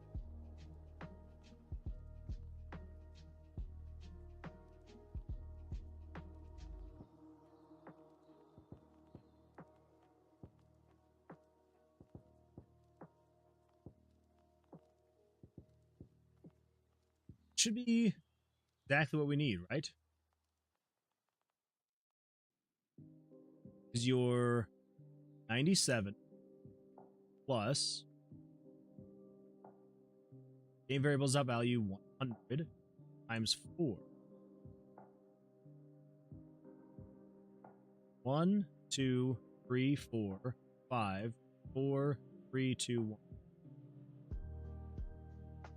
Oh, is it not? Like, it's gotta be that it's just not checking the correct.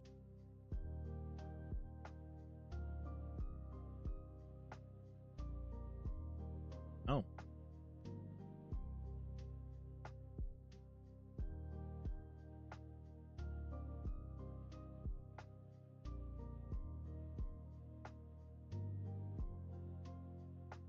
Is there another break loop in here or something? Maybe that's the problem.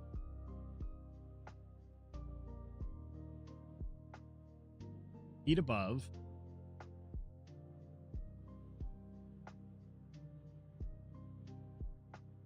Oh.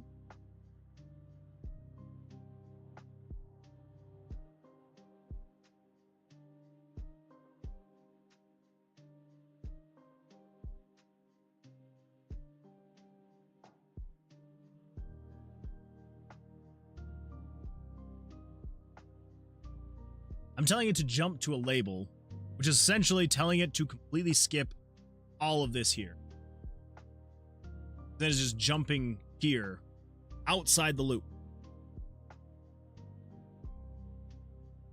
Okay, so let's get rid of spawn room. We're just gonna put that here. I do want to just skip past these other spots because we're gonna have you.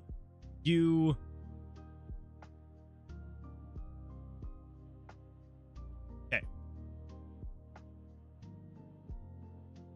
That's setting that as variables. Yeah, so these are just setting random variables depending on what you're actually equal to. Makes sense. So,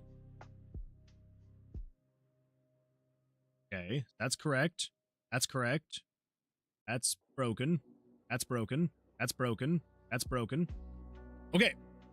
So,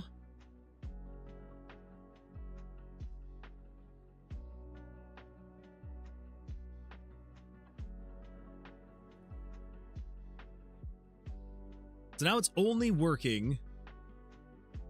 Whoa, I missed big raid. You did. You did some Randev. You missed the big raid. The biggest of raids. Good old Z.A. Shaw. Always a good time. Always a good time. Spiraling. Oh yeah? Well, there we go. Yeah.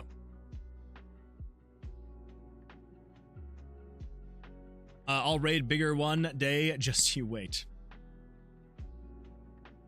I'd be down for that. I would be down for that. Oh no, they all tailgating. Oh no! One wrong move and they could all go a little bit like this. One little wrong move and they could all crash. Okay. So that's working now.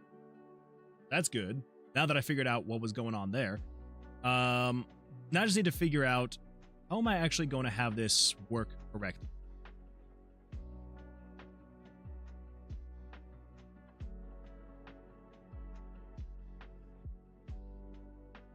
I'm going to start streaming just so I can raid Moon.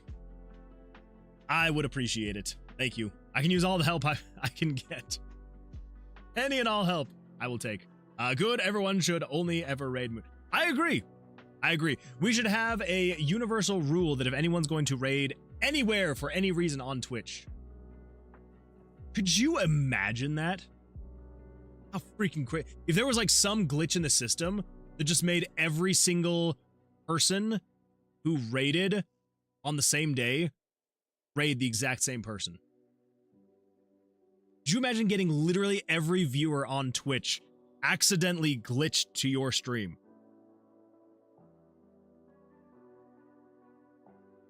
New Twitch TOS. We gotta make it happen. We gotta make it happen, everyone. Must raid Moon. You have to. You have to. You better be entertained. I freaking...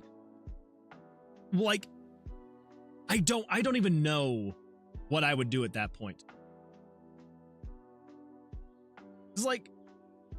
How many people are watching Twitch right now? Do they even have that number? Live viewers right now, 1.3 million. Yeah, if there was some glitch that just like all of a sudden, just out of nowhere, 1.3 million people just all of a sudden automatically got raided to my channel. I honestly have no idea what I would do.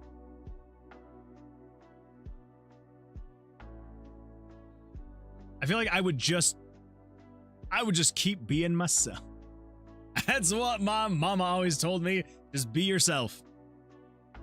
Dance? Something. I don't know. I don't know. Because you gotta know that if it was some kind of glitch, very small amount of those would actually translate to like actual people that would want to stick around and follow. I would probably get literally like hundreds of thousands of people that would drop within just like a few seconds. I feel like I would probably just not turn off my stream. Like, even if I ended the stream, I would probably still just be like, All right, well, I'm leaving, but I'm just going to leave the stream going just to keep people on the stream. And I would probably just leave the stream going until the next time that I stream, just to come back and see if I still have a bunch of people here. No, you have to try to be someone else, then go on character arc, and by the end of stream, learn to be yourself. That's true. I would have a 30-minute character arc where I would be someone completely different, and then in the end, I would realize that I was me the whole time. Get on hands and knees and beg for. You're like, please, I will eat this aluminum can. If everybody watching right now follows, I will eat this aluminum can live on stream. And I'll wash it down with a Red Bull. There we go. Do it. Do it. Anyway. Okay. Back to this.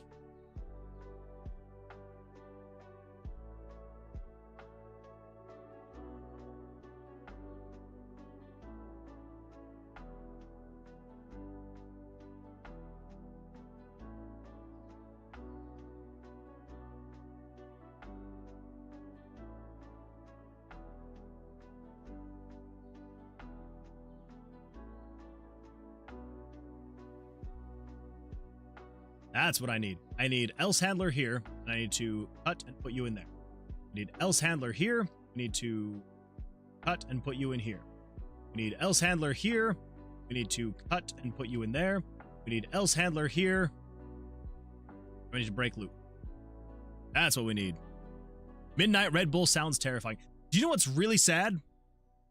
I could probably chug this, end stream, and I could probably be asleep in the next 30 minutes. Most likely is what could and would happen.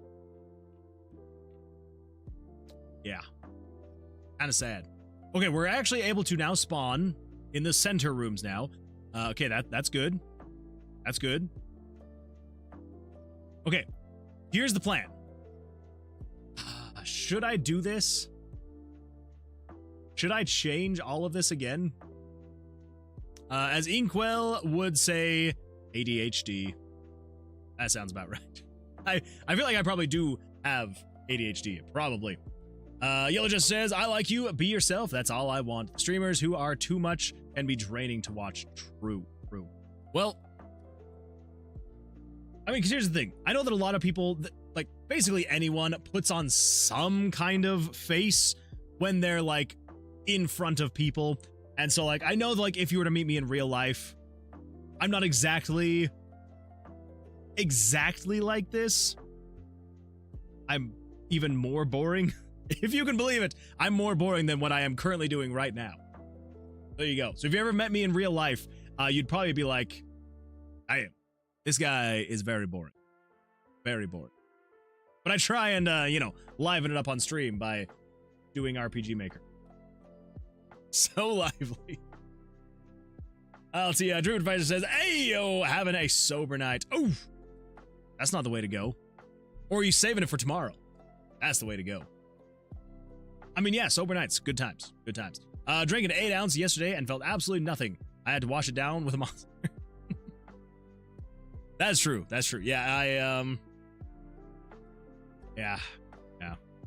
I will probably save this for tomorrow, though, if I'm being completely honest. Saving it for another day. So there you go. There you go. That's a good way to go. Save it for tomorrow, when it's Friday. That's the way to go.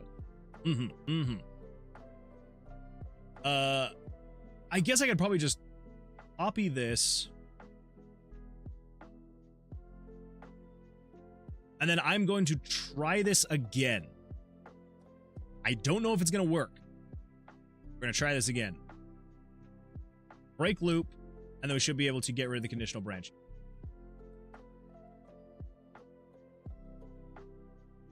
Yeah. We add exclamation mark here. Get rid of conditional branch. Break loop. Add exclamation mark. Get rid of conditional branch. Break loop. Last but not least, add exclamation mark. Get rid of conditional branch. Break loop. It cleans it up a little bit. We'll see what happens. Now that I know the code is working there, I just want to see if this will actually work. Okay, so that's not a good test, not a good test, not a good test. Okay, There's one. I want to see if I can get at least 10 in a row. There's 1, 2, 3, 4. Dang it! Dang it! Dang it! Dang it! I thought we were onto something good, everybody. Thought we were onto something good. Something else we could try is I could move the exclamation marks to inside here. I don't know if that's necessarily what needs to happen. And I don't know if some Randev, if you can speak more to this. I don't know how familiar you are with includes. But as far as I understand it, you can just add an exclamation mark, and it basically changes this to a opposite of what this condition is. So this is saying if this variable includes a value of 4, 6, 9, 10, 11, 13, 16, 15, I'm assuming I should be able to do exclamation mark 4, 6, 9, 10, 11, 13, 16, 15. And that way I'm basically saying if this variable does not include 4, 6, 9, 10, 11, 12, 16, 15. I just realized that I have that.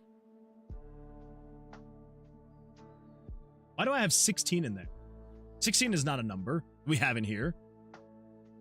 Yes, that would, okay, all right. But why did I have 16?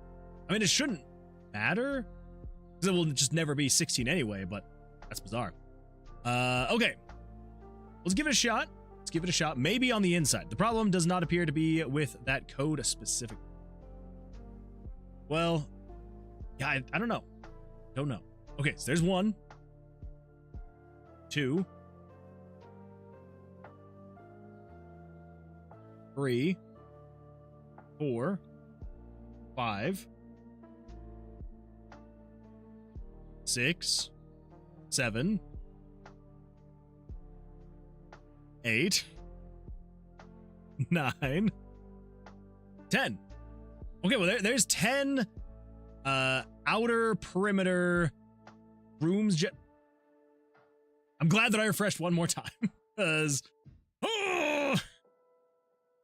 it should not allow to you having it going up because the thing and stuff. La la la la la la la la la la la la la la la la la la la la. Yeah yeah yeah yeah yeah yeah yeah yeah yeah yeah. Oh. Well, that's a bad sign. I put it back to the code that I thought was working. It's still not working.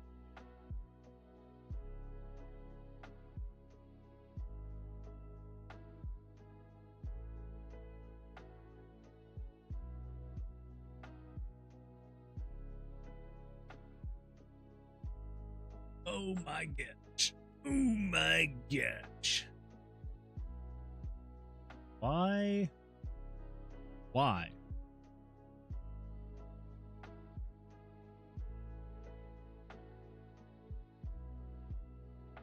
Again, it's just one of those, it's like, every now and then, it will work.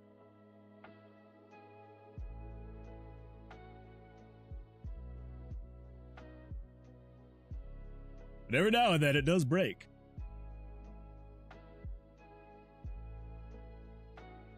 Or is it just specifically...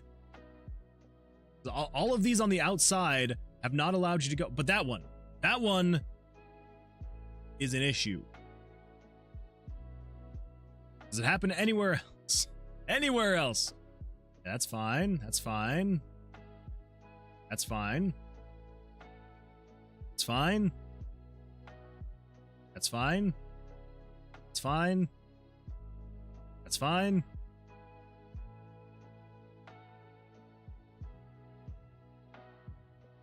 Come on, keep putting the line outside. That's fine. That's fine. That's fine. It's fine. It's fine. It's fine. So all of the others on the outside have been fine so far. It's just this guy up here.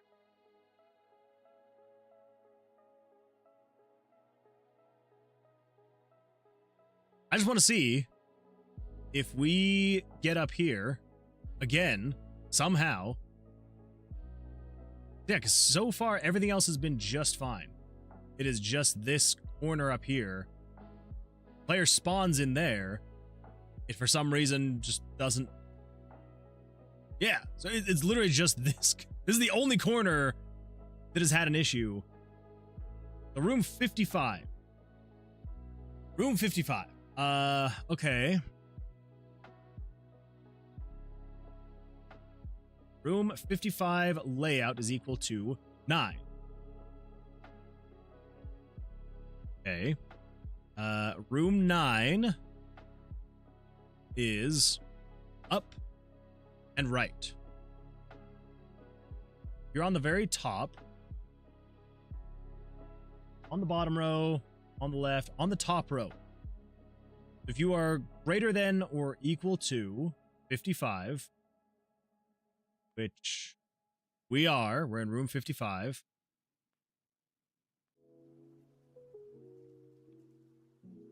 You're greater than or equal to 55, and you are less than or equal to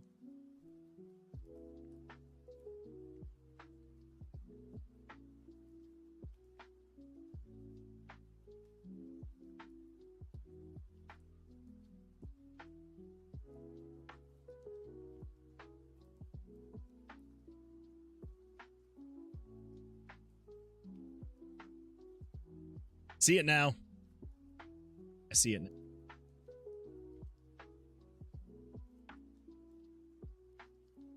On the left row, we are including room 55, which means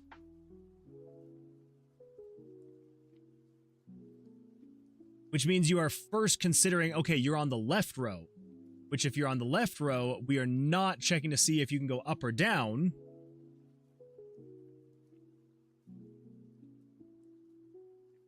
Okay.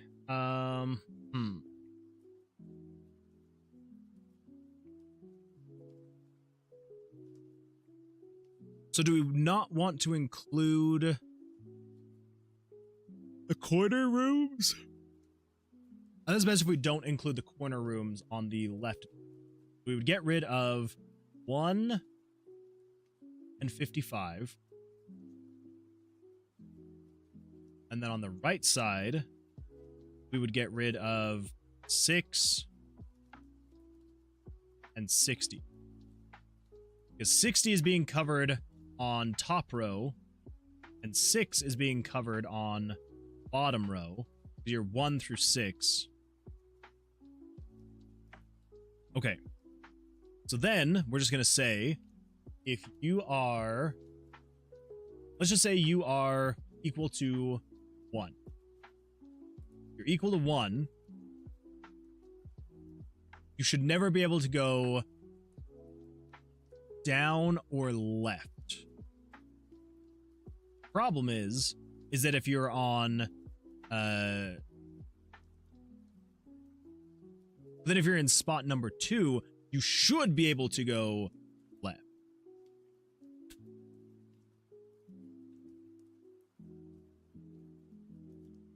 So do we need to have a separate condition for the corners, maybe? I think we need to say...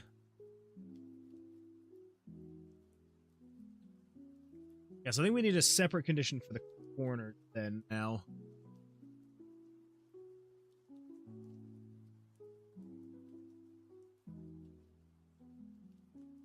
Yeah, I think so. I think so. It also reminds me of when I'd do kratom shots. Ugh, nasty tasting. Kept me mood solid though, but it turned into a crutch and it can interact with my current meds. I stopped there. I miss it sometimes, but I'm getting by. Well, I mean, if it was bad for you, I guess it's a good thing you're able to get by. Yeah. Enjoying myself a nice chicken Caesar wrap. Ooh, basically a Caesar salad in a burrito type thing. That actually sounds really good. Do you have chicken in there too? Wait, you literally said it's a chicken Caesar wrap. Well, there we go. I answered my own question. That sounds really good, actually. I could go for something like that right now. Sounds amazing. All right. Ooh. It is getting late, but I'm so close to at least getting this beginning spawn down, and then we can move on to getting the rest of it down. Kratom is a dietary supplement that's essentially a legal high. Oh, nice. I feel like I've heard of that before, actually. Maybe not, maybe. A topical tree leaf from South Asia. Maybe it's not kratom that I've had. I've had something like it. I don't remember what it was. It got mixed. It was some kind of root. Kava. I think it was kava that I've had. It was nasty. Terrible. I tried. I really tried. It was one of our neighbors, super awesome guy. And he has it a fair amount of times. And he offered it to me once, and I was like, yeah, sure, I'll give it a shot. Basically tasted like he took dirt, put it in the water, mixed it together, and I was like, I don't know how you do this. I'm like, if it helps you, that is absolutely fantastic, but I'm like, I cannot do that at all. And all right, I drank it daily for like half a year and never got used to it. Yeah, I don't know how he does it, because I rarely if ever see him not holding some kind of like shaker cup with some of that in there, and I'm just like, how do you sip on this stuff just like all the time? I don't know. But hey, he seems happy, and I'm like, more power to you. I wish that I could get past the taste, because I'm like, I wouldn't be opposed. It has a reverse tolerance. Yeah, I don't know, but I the one time I tried it, I'm like, nope. This is the I could not not at all. Okay, so yeah, so I think what we need to do is we need to have 4 other separate checks for the corners themselves. We basically need the sides, top and the bottom, and then corner and corner. We need 8 checks in the end. The effect changes and morphs in terms of strength the more you drink it. Okay, that makes sense. I'd give myself double vision off that stuff. Gosh. That sounds pretty intense, not gonna lie.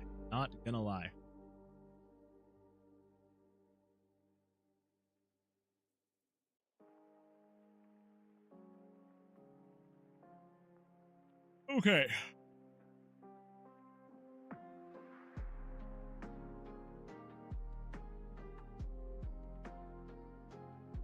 Then do we just need to...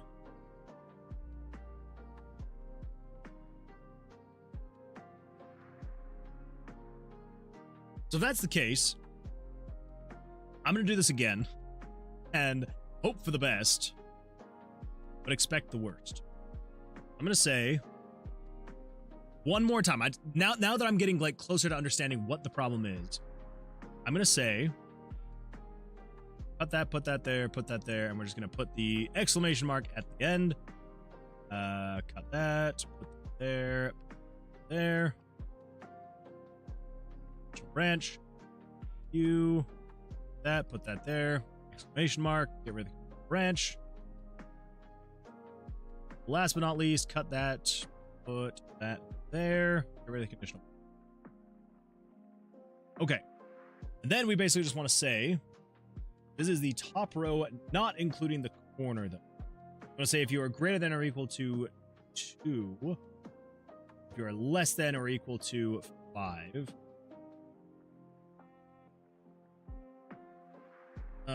and then you are going to be 7 through 49.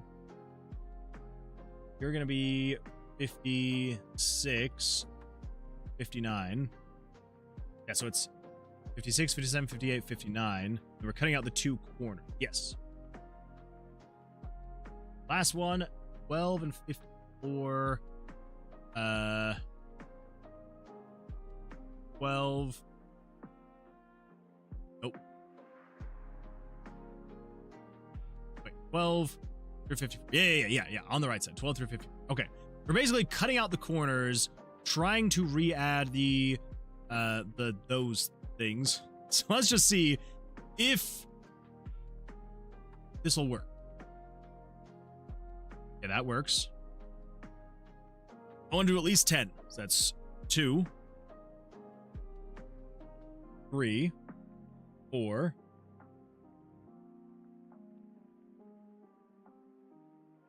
5, 6, 7, 8,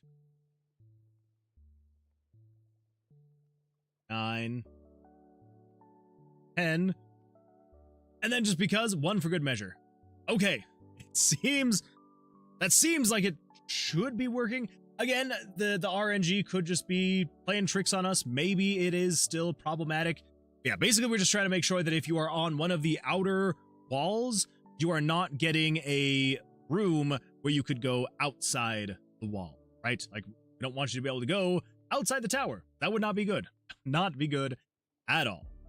But everything seems fine. We've refreshed a bunch of times, and anytime that it's on this outer perimeter, not including the corners, it is not ever giving you an opportunity to go outside of the wall.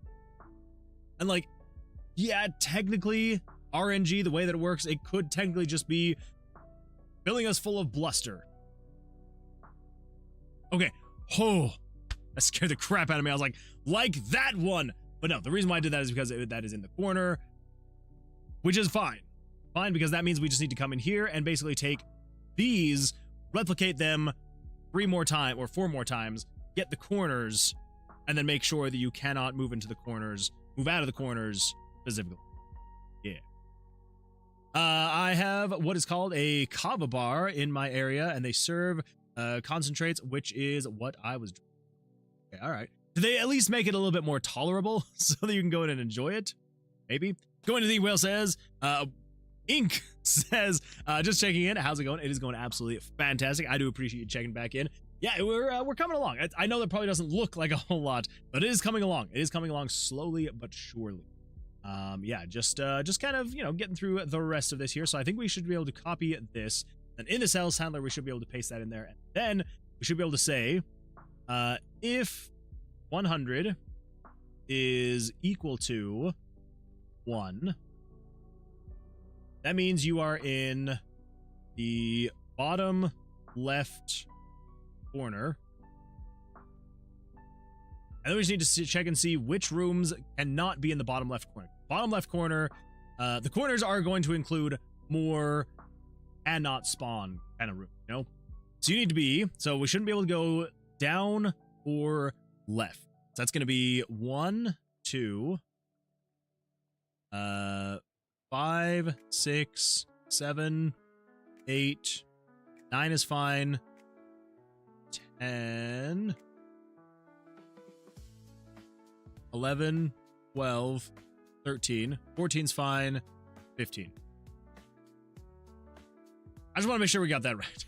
I feel like I kind of messed that one up just a little bit. Okay, so 1 is down, 2 is left, 3 is fine, 4 is fine, 5 is down, 6 is left, 7's both, 8 is left, 9 is fine, 10 is down, 11's both, 12 is both, 13 is left, 14 is fine, 15 is both. Okay. As long as it does not include any of those, break the loop. Yeah. All right. And then next up, we're just going to say, if you are equal to 6, which means you are in the bottom right corner. This is bottom right corner. In that bottom right corner, you should not be able to go down or to the right. So that's door 1, 4, 5, 6, 9, 10, 11, 12, 13, 14. That makes no sense. There should be at least one of those, right? 15? Pretty sure. We come over here. We've got 1, 2, 3, 4, 5, 6, 7, 8, 9, 11. 1, 2, 3, 4, 5, 6, 7, 8, 9, 10, 11. Okay, well, first of all, it shouldn't be 111. That is the same number. Should be fine. Player character steps outside the walls, is now outside the tower. Gravity kicks in. Splat. Just instant death. You're like, you should have known. You should have known there was a window there. Do not go out there. Oh no, the strong stuff tastes worse, more intense, plus a hint of sour. You down it fast and chase it with a fruit of your choice. I always went for pineapple. I don't and I can't. I can't and I don't understand. Wily Coyote, sound. Also, just the player just kind of like hangs out the window, holds up a sign, and then just. Not a bad idea. Not a bad idea. Okay, so the other is 55 and then 60. So you are equal to 55. That means you are in the top left corner, which means you should not be able to spawn. So do not spawn. Let's see. 1 is fine. So don't do 2, 3, 5, 6, 7, 8, 9, 10 is fine. 11, 12, 13, 14's not fine. And 15. Checking again, we've got 1, 2, 3, 4, 5, 6, 7, 8, 9, 10, 11, 12. Seems odd. Try that again. I may have messed up. So you can't go left or up. That is 2, 3, 5, 6, 7, 8, 9. That's left, left up, up. 10 is fine. 11 is left. 12 is left up. 13 is left up. 14 is up. And 15. That's 1, 2, 3, 4, 5, 6, 7, 8, 9, 10, 11. Would it not be the same amount on all of these? It should be 12, right? 1, 2, 3, 4, 5, 6, 7, 8, 9, 10, 11. 1, 2, 3, 4, 5, 6, 7, 8, 9, 10, 11. Oh, all right. What is happening here? Okay, so you cannot go down or left. So as long as it does not include 1, 2, 3, 4, 5, 6, 7, 8, 9, 10, 11, 12, 13, 14, 15. Okay, I think I did mess up. So we got 1, 2, 3, 4, 5, 6, 7, 8, 9, 10, 11, 12. There we go. Now in the bottom right corner, this is where you cannot move bottom, like down or right. That is 1, 4, 5, 6, 7, 8 is fine. 9, 10, 11, 12, 13, 14, 15. That is 1, 2, 3, 4, 5, 6, 7, 8, 9, 10, 11, 12. Okay, holy smokes. Last one. Sheet. You are equal to 60, which means you are in the top right corner. Here we go.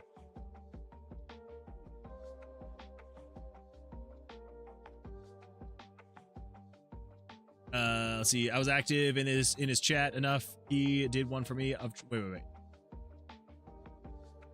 Wily Cody sound effect. Oh yeah, got a free hour-long personality typing session with someone who normally charges $100 per session. Wow, that's impressive. I was active in his chat enough. He did one for me for free of charge. That is really cool, actually. Because it pays to stick around.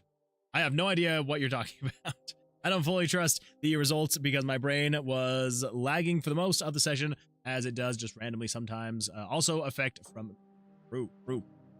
Let's see. Legendadev says, yo, welcome, Legendadev. How you doing? How was life? How you doing, bud? I am doing absolutely fantastic. We are working on some procedural generation for the Tomb, which is so much fun. So much fun.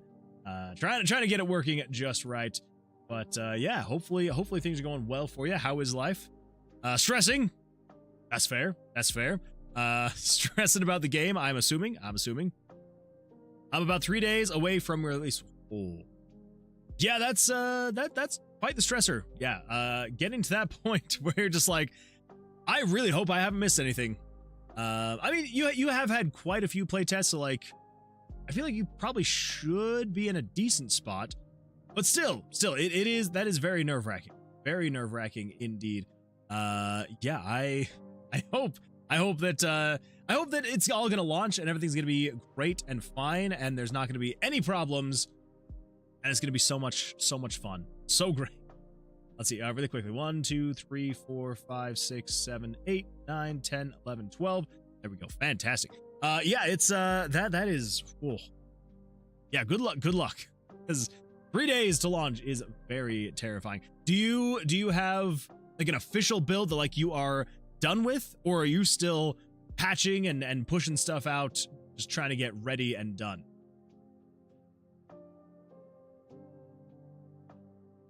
Tis soon, but I will reach 10k wishlist by release. That is wild. I'm at 9,700. Ooh, smokes. That is crazy. I have been seeing even more ads on Instagram. I don't know if it's because I talked about it or what it is, but I'm definitely seeing more ads on Instagram for the game. I'm literally seeing about 3 to 4 a day on Instagram. So it is working. It is working. I have an official build, which is pushed to get as a if all else fails. Fair. Well, I hope, fingers crossed, that whatever it is, all the stuff that you are wanting to add last minute, whatever you want to change, I hope that it will all work out. I hope that it'll all work out in the end. Yeah, it's yeah, that kind of stuff. I also decided my game needed a special something. Ooh. What do you got? What do you got added? What do you add in the last minute? What you got there? That special something being a new language in the game, pirate. Oh. All right, that is a very special something that I would say definitely worth it. Definitely worth it to have a pirate language in the game. I like that. That is really fun. Okay. Huh.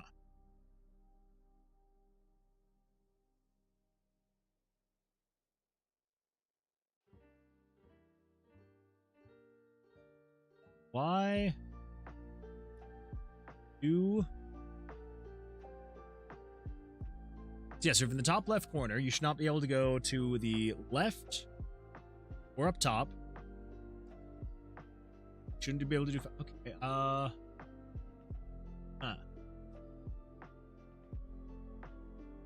You're just getting stuck in a loop. Maybe that's what's going on.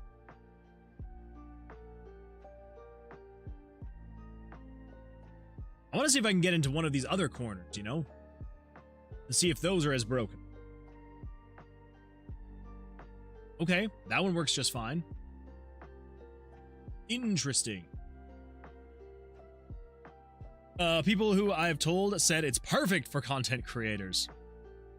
Honestly, like, with the way that you are going to be marketing and framing the game, like, something like that is going to be a huge boost. 100%. Yeah, absolutely. But yeah, I've only really got a few things left to do. Very nice, very nice. Added 45 achievements to the game. Cloud saving achievements, that is a huge one. People love to be able to like be, because like obviously you're playing the game, you're working towards something, obviously. But the achievements just push it that much further. So yeah, that is fantastic. I like it. I like it.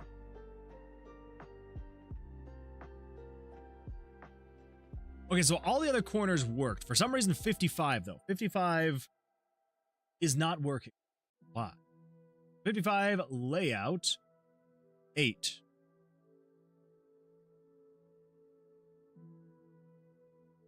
9 6. Okay, 55 8 9 6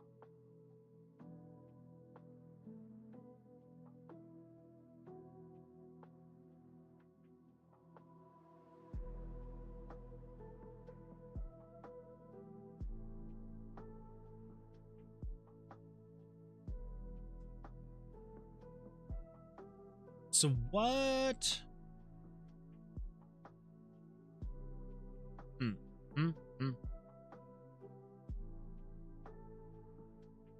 Why do all the other ones work just fine?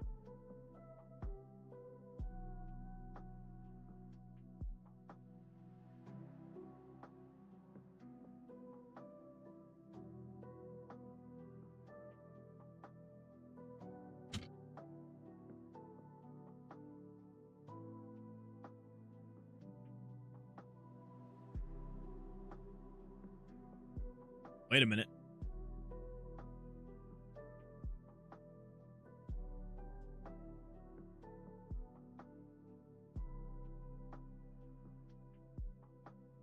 There are two, so if there's two directions, so if spawn point equals 2, which means there should be 2 directions in the room. It is going to set a random number. We need you to set a random number between 5 and 10.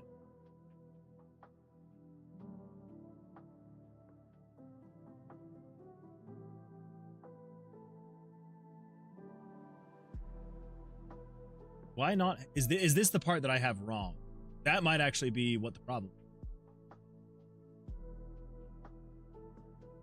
This needs to be...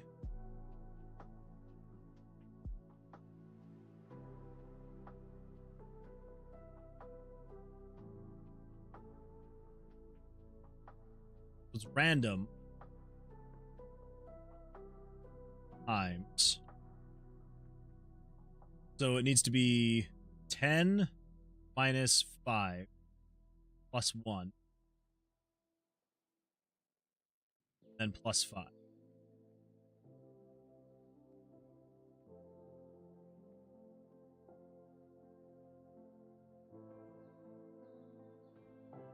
I guess we'll see what happens there. Let's see here. Then you have an extra 125 lines of dialogue. All 25 ducks have 5 lines of dialogue unique to their character, and all the cultists got like 50 new lines of dialogue for all different interactions in the game. Very nice. Holy smokes. That is a lot of dialogue. So my localization hit 10k words, 2,000 lines in the Excel sheet. Oh my. Oh, that is going to be a big undertaking to get all of that taken care of and get everybody like actually able to update everything for the localization. That's going to be a lot. That is going to be good luck. I guess that's kind of all I got to say is, yeah, good luck. Good luck with that. Cause yeah, that's, oh my gosh. I'm sure it'll go well, but still good luck with it. Yeah, I am trying to decide if I'm even going to bother with localization for this game, because there's just going to be so... it would be a lot. It would be a lot. I'm sure it'd be possible, but it would be a ton. I'm just waiting for you to generate a level with the starting room being the 6-7 room. It's going to happen. It's going to happen. I mean, technically, coming here, we could just say... I do need to test this, though. What if we say 1 and 1?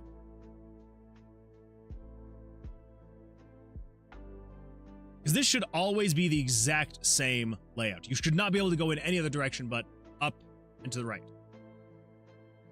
Unless, of course, it's just equal to 1. I guess I could also come in here and do that. You could say, set it to be equal to either 1 or 2. And then we can kind of test that in the corners as well. Yeah, so just one direction, one direction, one direction, one direction, one direction, one direction, 2 directions, one direction, 2 directions, one direction. Okay, so that one's fine. Now what if we check the corner of 6 and 6th? 6 on 6th. I'm about to test my game. Talk to you later. Legender Dev, I do appreciate you jumping in. Hopefully you have an absolutely fantastic rest of your day. Good luck with testing. Good luck with getting the game all the rest of the way there. And yeah, 3 days. That's coming up. That's coming up. But I believe in you. You got this. It's going to be absolutely fantastic. And I've got my fingers crossed for you. And I've got 2 thumbs up for you. So yeah, keep going. You got this. And don't let anything get you down. Yeah. Yeah. All that seems fine. It's just spawning left, up, or both. Yeah. Now let's come over here to 555. I'll make sure this corner is now good to go. Okay, that's good. That's good. That's good. Good. That's good. That's good. Cool. And last but not least, we're going to go with 60 and 60. And then, I believe, we should be almost there. In terms of like the initial spawning point of the player. We should be able to take basically all of what we have now and apply it to all the other movement. But this is what we got. This is what we got so far. All right, all that seems fine. All that seems fine, dandy, and... Okay. Wow. Wow, wow, wow, wow, wow. And of course, we can come in here and we can say, give us room 4242. Come over here, hit play. Hey, look at that. We're in room 42. Is that room 42? It seems off. No, that, yeah, it's supposed to be up against the corner. There we go. There's room 42. It is. That is the room. That is the room 42. Beautiful stuff. Absolutely beautiful stuff. I need to get back to learning Bevy again whenever my brain is not a 404 error on dial-up. You should. You absolutely should. I've heard great things about Bevy. Fantastic things. It is ERM 67. I wish I was coding in Bevy right now. You could be coding in Bevy right now. It could be exactly what you need in your life as of right now. Could be. Could be. I think at this point, actually, if we just say random between 1 and 4,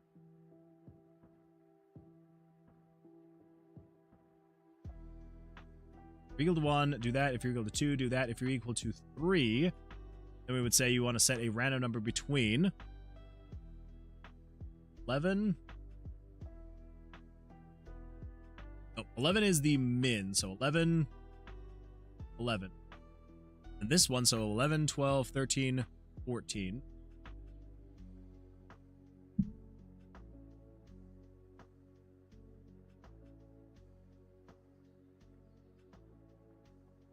Yeah, so 14 minus 11 plus 1 plus 11. Yeah. Then if you're equal to 4, you just need to set that to be equal to 15. All right, then we got 1, 2, 3. 1, 2, 3.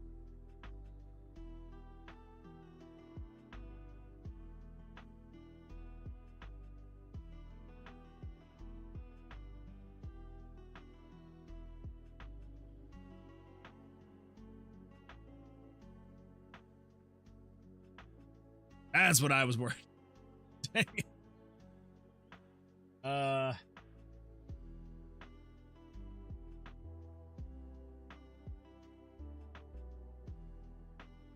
Yeah, I'm gonna have to continue this over the weekend / on the next stream because my brain is not gonna be able to continue going off of all of this. But I think the procedural generation is going to be better. I don't know. Who knows? On the bright side, if it comes down to it and we're like, you know what? This is not working well at all. This is horrible. This is garbage. Literally all I have to do is I just switch that to that. And I come back over here. And there we go. We are back to just random tomb generation instead of procedural. And we can come in and adjust it as need be. So, worst case scenario, if the procedural, if we're just running into issues and it's just not working, things are not good, yeah, I can always just come back in here and go back to this and we'll fix this one instead. But I do feel like the procedural generation is going to be better in the long run, as long as I can get it working. No, I gotta code other stuff. That's fair. Sad. Fair. Very fair. All right, everybody. Well, I think that is probably about it for my brain. So I am going to be heading out, but I do appreciate everybody for being here, for hanging out, for all of the chats, the help, the answers, all of it. It has been absolutely fantastic. I do all. So yeah, we're gonna go do a raid. So if anyone has any suggestions over here on Twitch, let me know. Yeah, I do appreciate you all being here. Everyone on YouTube, I do appreciate you being here as well. Hopefully you all have an absolutely fantastic rest of your evenings or mornings, days, wherever you may be in this world. Hope you all have a great rest of your weeks. Have a great weekend, and I will see you all on the Sunday stream. Yeah. I keep thinking it's Friday today for some reason, so I mean, I guess technically it is now for me. Anyway, I'll see you all on the Sunday stream. So until then, good luck, take care, and yeah, I'll see you all then. Goodbye.